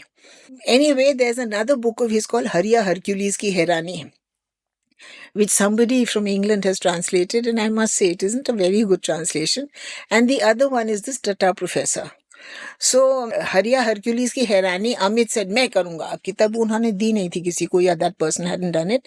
And he wrote The Bafflement of Hariya Hercules, which I thought was a great title. उसके बाद अमित को चिर निद्रा आ गई and he just give it up he did. तो he met me somewhere, he said ये तो कभी नहीं करेगा, तू ही कर दे कुछ. आई सेड अगर वो कर रहा है तो आई वोंट डू दैट, मैं टटा प्रोफेसर करती हूँ. सो आई बिगैन ट्रांसलेटिंग टटा प्रोफेसर, और ये बिल्कुल वर्बल वो था बात करके. ही केप्ट सेइंग दिखा तो सही, दिखा तो सही. आई सेड अभी नहीं दिखाऊंगी जब तक मैं I am not happy with it, I won't, because he was a very critical and sharp eyed person. Poor man died suddenly. He had a heart attack and died. And I thought, मारेगा. I just finished thing. And I said, ना मैंने उनसे कोई agreement sign कराया, ना कुछ. Suppose his family decides कि no, I'm giving it to somebody else, or Penguin decide to give it to somebody else, then what? तो मैंने उनकी wife Bhagwati the, who herself is a very fine Hindi teacher, LSR में सालों पढ़ाया उन्होंने. I told her, I said कि मैंने वो करी है, मैं आपको वो प्रतिलिपि दे रही हूँ, and if you think that it's all right, I would like. कोई जवाब नहीं आया. 2 महीने हो गए ऐसे मारे गए. That's love labor lost, and I was quite proud of that translation. Also very unsure, because this was the first time I was translating somebody who is not known to me as intimately as my mother was. She rang me up one day and said कि ईरा, मैंने इतने सालों के बाद ये किताब पढ़ी और मुझे इतनी बढ़िया लगी, प्लीज तुम translate. So that's how that book got translated. And later on Bhagwati the said कि तू अब कसब भी कर दे. I said भगवती दी मेरी हिम्मत नहीं है, कसब is a very tough one. She said अगर तुम मेरी जीते जी नहीं करोगी, मैं अपने विल में लिख के जाऊंगी कि मेरे मरने के बाद इसको कोई और ट्रांसलेट नहीं करेगा. But yeah, how sweet is that? Then I got the confidence to start translating more and more. एक मैंने करी थी ये प्रभा खेतान की, which her nephew, Prabha Khetan was also somebody my mother knew pretty well. And उनकी जो ये ऑटोबायोग्राफी है, अन्या से Ananya, it's one of the most bold autobiographies, Amit, of any person I have read of that generation. She belonged to the Khaitan family, a very traditional Marwadi family of Kolkata. And she had a lifelong relationship with a married man, one doctor there, very well-known eye doctor. And she had the courage to move in with him, and they lived in a house, in a thing which had 3 floors. एक में उनका clinic था, एक में ये रहती थी, एक में वो रहते थे with his family, and second floor, third floor के बीच में try. इतनी बढ़िया किताब है वो, and it is not just a thing of the coming out of a courageous woman from the constraints of a Marwadi family and being thrown out or disowned by her own family. It's also an uncovering of a very important part of Calcutta's social history. जब ये नक्सल movement में सारे मारवाड़ी भाग रहे थे, when the left had taken over, shut down everything, that's when the decline of Calcutta's industrial empire began, and the old Kolkata just vanished, the Bhadra Calcutta. बहुत बढ़िया किताब है, तो वो मैंने ट्रांसलेट करी, which that got buried somewhere, I don't know where it is. So that's the only one I've translated which is not my mother's work. But I am now, अभी मैंने सारा की करी है, तो you have to know that person well, because उसकी आवाज जब तक तुम्हारे कानों में नहीं गई है, you won't know. हाँ, बट उसमें होता क्या है Amit, I was just thinking, तुम हमसे पूछ रहे थे ना कि why is it that you don't write your own fiction when you have a facility with languages and so on. The whole process of translation is actually a kind of, you have to lift yourself from one persona into another, from one vocabulary into another, and that transition is so dense and so absorbing that for a while I've forgotten who I am here, Ira, and I've become Prabha Khaitan or Manohar Shyam Joshi or Shivani or somebody. मेरी अपनी आवाज खो गई है. तो अब जब मैं लिखती हूँ, मुझे लगता है ये मैं लिख रही हूँ या दीदी लिख रही है, या मैं लिख रही हूँ या जोशी जी लिख रहे हैं. So I have to come out of that somehow and find my own voice. That search for a voice which is genuine, which is not a put on voice, is something which is really crippling me and getting me very angry. At the same time, I'm very proud of the fact that I'm a good translator. I mean, I'm immodest enough to say so myself, but I do think that I have a way of translating. Then that is also a creative thing, ना? तुम किसी और की किताब उसकी अभी Sarah and I have been in conversation about this, and we've not had any problems with each other. at all. And she's very, and as you know, she has a very sharp eye. She's a fantastic translator herself.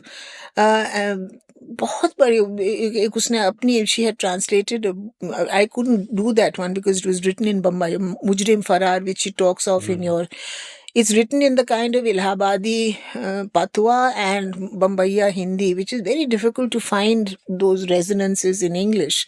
So I told her, I said, Choti, ye nahi ho rahi hai, iska kya karein? She said, Acha, let me try my hand at it. And she's done a first-rate job. Main kya bata, I couldn't have done better. So I told her, I said, you idiot, when you can translate like this, tum namne she nahi tum karo. So there are one or two which she has done, but we've collaborated with each other very happily and very, cordially. So you have to have somewhere a kind of resonance with each other's minds and work in order for translations to work.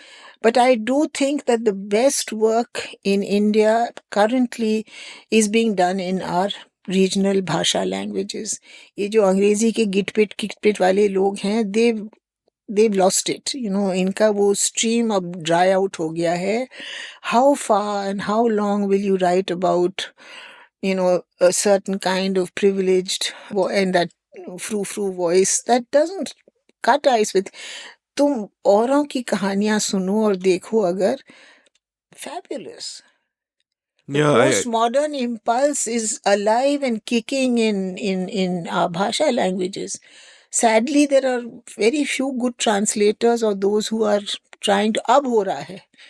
Quality of translation is very good. Sometimes it's outstanding.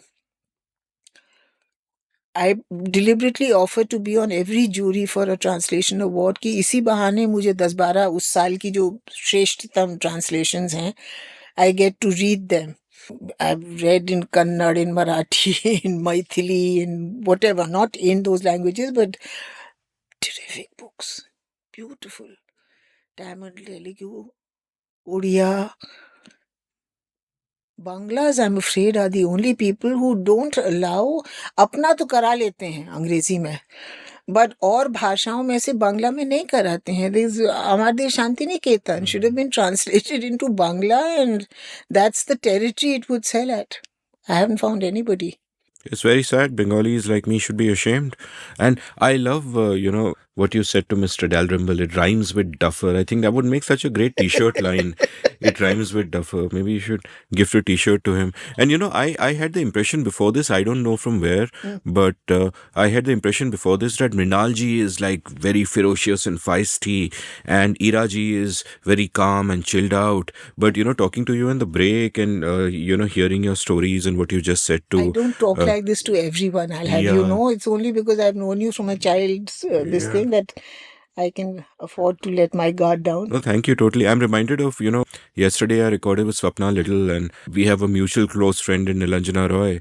So she was telling me about Nilanjana and her sister, Tara, and she was saying that she quoted someone, I forget who, so apologies for that, but that someone said that Tara is like a broadsword and Nilanjana is like a rapier. And I just thought कि यहाँ तो मृणाल जी, ईरा जी दोनों rapier है. So, don't make them angry. Tara is my neighbor. Acha.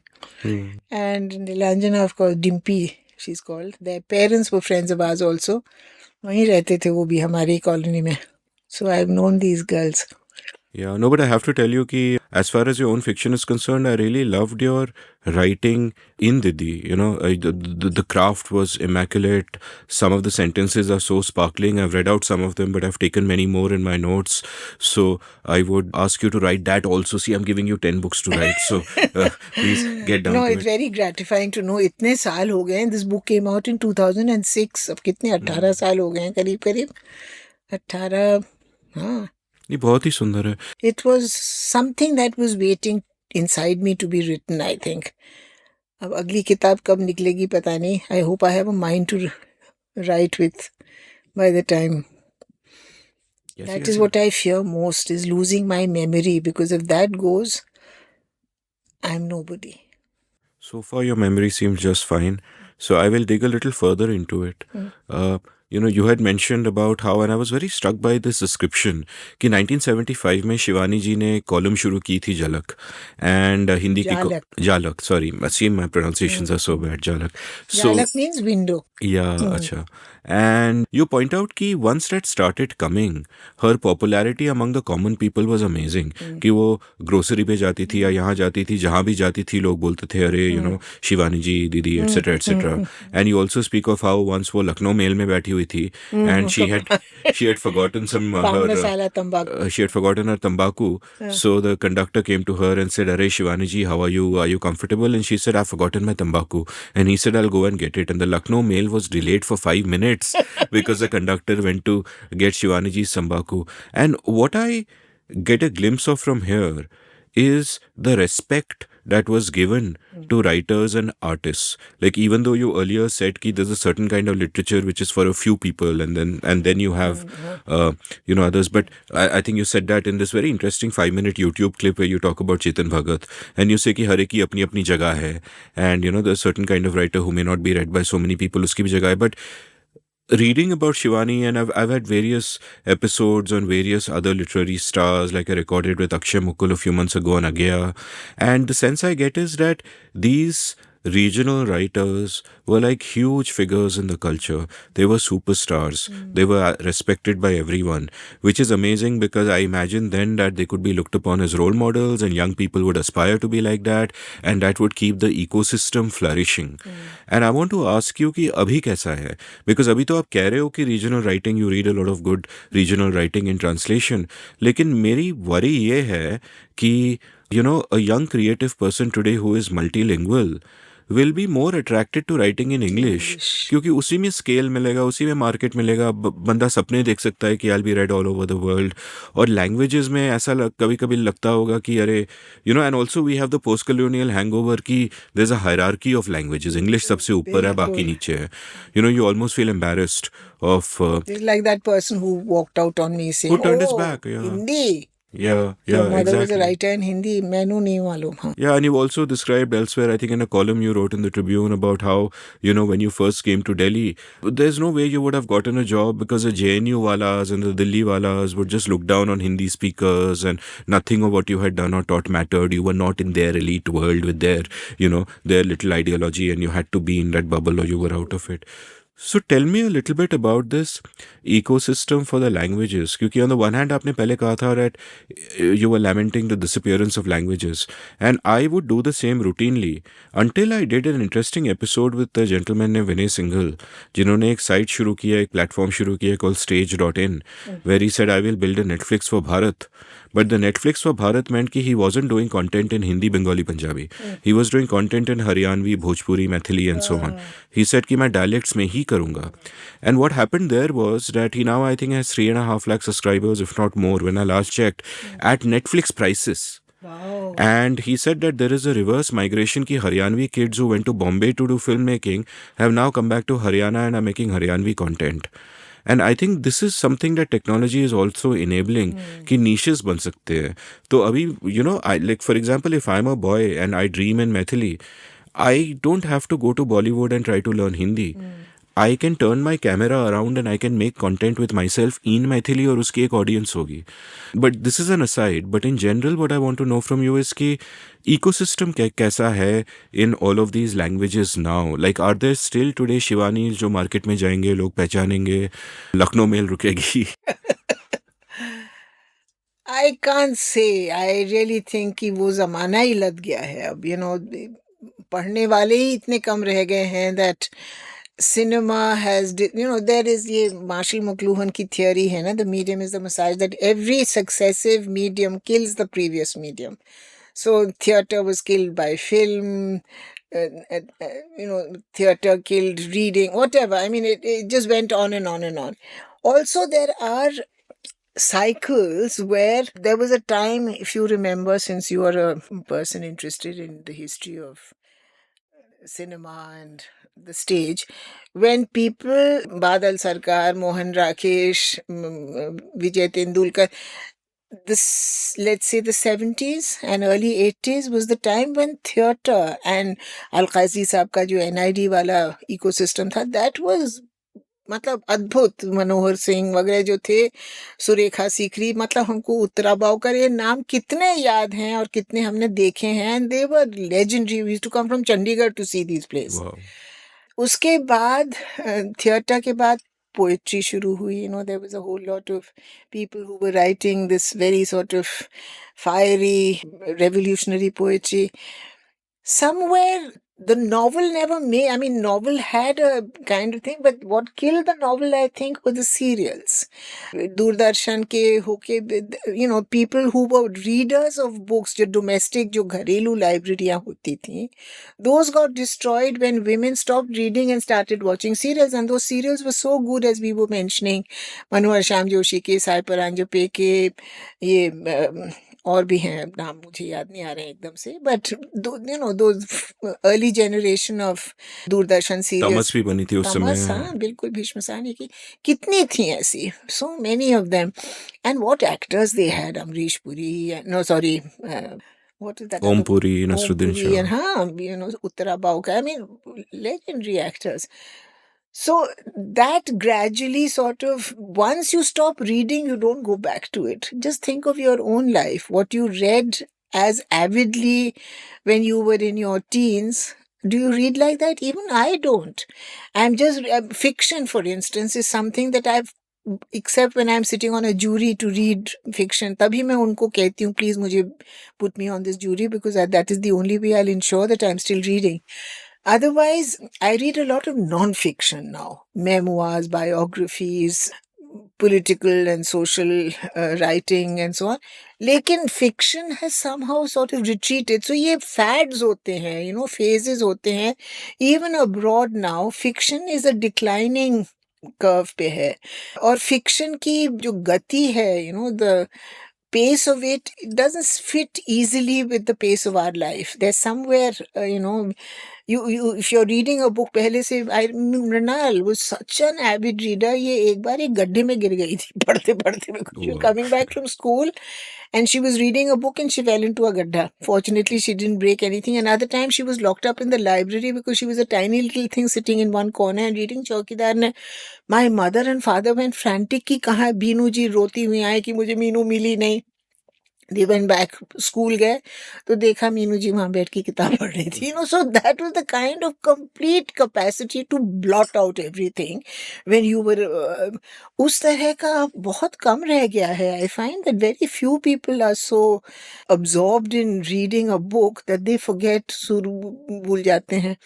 And as for my mother's writing, there was a whole generation of young women who grew up, who were trapped in domesticity, who were sitting at home, who died to know what was happening outside, who wanted romance in their very sad lives. They were avid readers, and Diddi ki kitabein were mostly serials which ran in Dharmyog and Saptahik Hindustan. Mrinal was in Saptahik Hindustan. She used to say ki, the print run used to increase by 55% when Diddi ka koi serial nikalta tha. And Diddi ki style में शायद कुछ होगा, because there's a lovely story which I must tell you. Dharamveer Bharti ji was then Dharmyug ke editor. And my mother used to write, because she was writing serials for him, तो वो उनको दो episodes भेजती रहती थी, and then, that's how. I mean, she could continue writing, ये नहीं कि पूरा भेजा एक बार में. वो भी एक अद्भुत आदमी थे. तो he was traveling by the local train, and वो manuscript जो था, he forgot that on the train. And उस जमाने में ट्रंक कॉल्स भी कितने मुश्किल होते थे. ही रैंग अप माई मदर से कि शिवानी जी, अनर्थ हो गया है, आपने जो मुझे प्रतिलिपि भेजी थी वो मैं भूल आया, मुझे एक और कॉपी भेज दीजिए. माई मदर सेड, मैं तो हाथ से लिखती हूँ, I don't even get it typed out, अब मैं कैसे करूँ. सो शी सेड, अब देखूंगी मैं. हाँ, ही वॉज इन टीयर्स. अच्छा, उस मैन्यूस्क्रिप्ट को कोई एक और कम्यूटर था, he picked it up and he took it home and he thought, अरे वाह, ये तो बड़ी बढ़िया कहानी है, इसको तो मैं अपने मन से छाप सकता हूँ, because it's handwritten, so obviously there's no copy of it. So he got it typed out and whatever. This was not a serial, sorry, it was a short story or something like that. And he said he showed it to his sister and said कि मैंने तुम्हें कभी बताया नहीं, पर मैं कहानियाँ लिखता हूँ, और ये मैंने एक कहानी लिखी है, तुम इसको पढ़ के मुझे बताओ कैसी लगी. Sister, she read 2 pages. She said, ये तो शिवानी की स्टाइल में लगती है.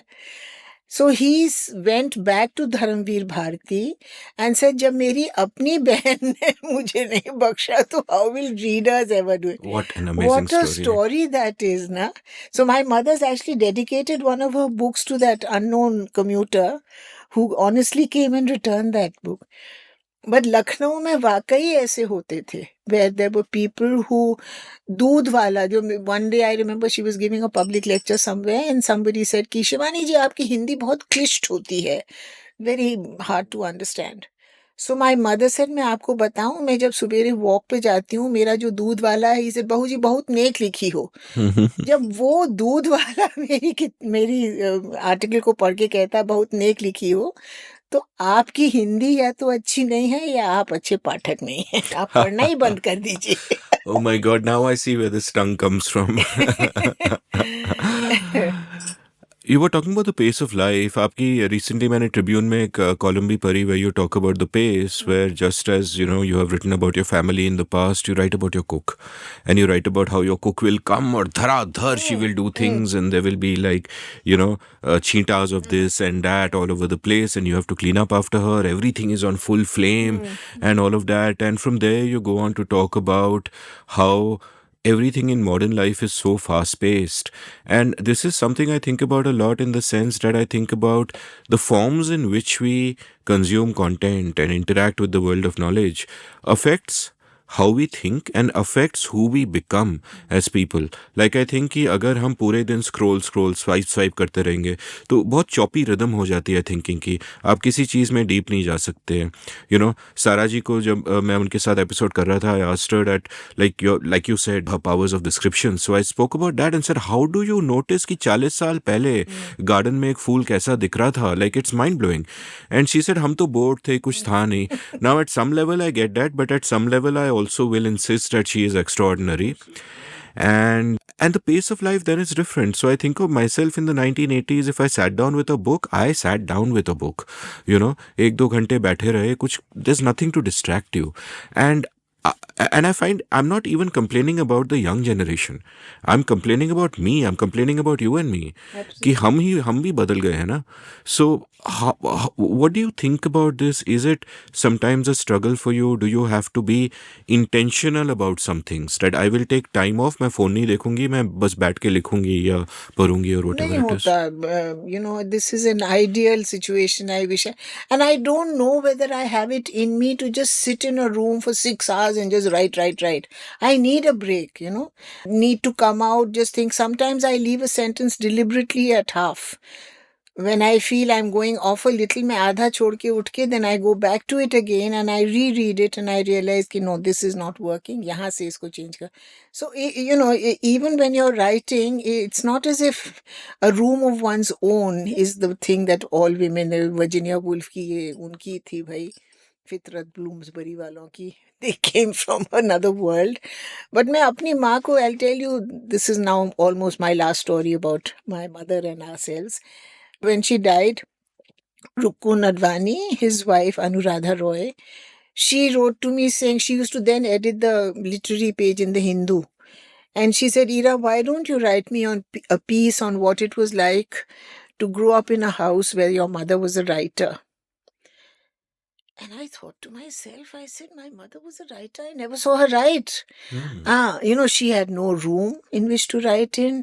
She had no desk, which was her own. She had no fix, मतलब कि ये गट्ठर है यहाँ पे छूना नहीं, जैसे बाबू का होता था ना कि ये बाबू के पेपर्स हैं, इनको हाथ मत लगाना.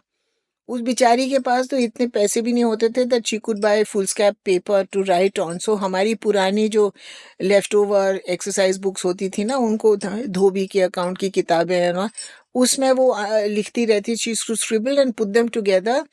And very often, as Mrinal says, she used to give her कि इसको तुम भेज देना. Then Meenu used to, because her mind ran so fast that sometimes she forgot to put in commas and virams and things. वो सब मृणाल करती थी उनके लिए. Then she says कि that was my first lesson in editing, which I learned from Diddi. So Diddi was a no-fuss writer. She just had it in her to write. There were so many plots and stories in her that it didn't matter to her कि मेरे पास, people make excuses कि मेरे पास जगह नहीं होती है, मुझे time नहीं मिलता है. अगर तुम में प्रतिभा है और वो फ्यूल है, तुम you will find the way of doing it, you know. और जिनके पास सब कुछ होता है वो बड़ा बढ़िया लिखते हैं क्या, ये भी सोचने की बात है। तो I really don't think that you no one should make too much of being a writer and having these angsty things कि मैं जब तक मेरा दिल नहीं टूटेगा I will not write about heartbreak. What rubbish, you have to make up some things and go on. But no, I don't have that. I mean, I can write anywhere, anytime. Very often I forget कि मेरा column इस हफ्ते जाना है कि अगले हफ्ते जाना है. And then I get this thing from the editor there to say, where is your column? She likes it on a particular day. And I said, okay, give me 4 hours. और मैं बैठ के धड़ धड़ धड़ धड़ धड़ धड़ I bang out the thing and send it to her. So sometimes necessity is created out of creates whatever output. I'm really glad that you said this, that you can write anywhere at any time, because now the 10 books that you and I have decided you must write, they will happen. I have taken a lot of your time today, so I'll sort of ask you a final question that I ask all my guests, which is that for me and my listeners, please recommend books, films, music that mean a lot to you, that are special to you, and you would want us to read. Yeah. भाई एक तो अभी amongst the new books that I would recommend, Sarah's memoir. Raw Umber. Outstanding. I haven't read something as good in a very very long time. There are ये इनकी किताब जो है अक्षय मुकुल की किताब है जो निर्मल वर्मा पे, वो भी जरूर नहीं, अज्ञे पे। निर्मल वर्मा नहीं, अज्ञे पे। और एक और Vineet Vineet Gill is his name I think, जिसने कि उन पे लिखा है निर्मल वर्मा पे। अगेन अब इसकी तो इतनी मोटी किताब है अक्षय मुकुल की कि बाप रे हाथ टूट जाते हैं उसको पकड़ने में, but it's worth every little you know. It's called Here and Hereafter, Vineet हाँ, Gill. विनीत गिल ना, बहुत बढ़िया किताब है। And what is interesting is that he is not a native Hindi reader. हाँ, गजब। एंड ही इज बहुत बढ़िया किताब है भाई, it's one of the finest books that I have read. I told you I am not reading much fiction, so but Hindi की fiction में मैंने 2-3 कुछ पढ़ी हैं। एक तो ये सारा की दोनों जो बियाबान में, और the other one which is called Nabeela और अन्य कहानियां। Then there is one Ashok Pande करके एक यंग लड़का है who is sitting somewhere in Haldwani और some place if you please. उसकी किताब है लपूचिना। Such a beautiful book, you know. It was lying on my table and I meant to read it. And when I started reading it, Amit, it was just fascinating. You know, he talks about growing up in one small little village in the Ramnagar area. और वो village की जो पूरी socio political life है, and I said lapuchina का मतलब क्या होता है। Lapuchina apparently is that game that children, वो जो साइकिल के वो टायर को ऐसे पकड़ के वो जो करते थे ना, गुरकाते थे, विच उस पहाड़ का एक बहुत प्रिय खेल था। लफंगे बच्चे जो कि और कोई काम ये टॉयज नहीं होते थे, that is called lapuchina. Such a beautiful book, I can't tell you, बहुत बढ़िया किताब है। So sometimes you know books that come with no recommendation और whatever are such wonderful discoveries to make. Then, which one did I like very much is इनकी शांता गोखले की जो autobiography है, which you know she writes. I forget the title of the book, if you can tell me. It's about the history of Shanta Gokhale's life through all the things that compile her hair, her, and usme, you know, she's delved into spaces which are just beautifully written. बहुत बढ़िया किताब है। The name of the book is One Foot on the Ground. और मैंने उनके साथ एक 8 घंटे की एपिसोड की थी, I must read. और मुझे लोगों ने बोला था कि 8 hours, and my answer was she's 83 years old. That is 1 hour for every decade of her life. That is not close to enough. And I would honestly say that, you know, I would have insisted you stay with me here for another 7 hours, but you have very kindly promised I'll that, do another one. that you will do another one at some point. So on that note, I must deeply, deeply thank you. It's a great honor for me to have you on, and God, so it was a wonderful to joy, and I was quite intimidated when you said it's a long thing. I said, oh baapre, pata nahi what rubbish I will speak, because I'm famous for non sequiturs also. You are absolutely incapable of speaking rubbish, ma'am. Thank you so much. We will do it in installments, and I will see you again. Thank you so much for this. Thank you, Amit. This was a great pleasure. Great pleasure. If you enjoyed listening to this episode, check out the show notes, enter rabbit holes at will. Also, hop on over to your nearest bookstore, online or offline, and pick up all of Iraji's books. I particularly love Didi, but they're all a treasure. She doesn't seem to be on social media, but you can follow me on Twitter at Amit Varma, AmitBarma. You can browse past episodes of The Seen and the Unseen at seenunseen.in. Thank you for listening. Did you enjoy this episode of The Seen and the Unseen? If so, would you like to support the production of the show? You can go over to seenunseen.in/support and contribute any amount you like to keep this podcast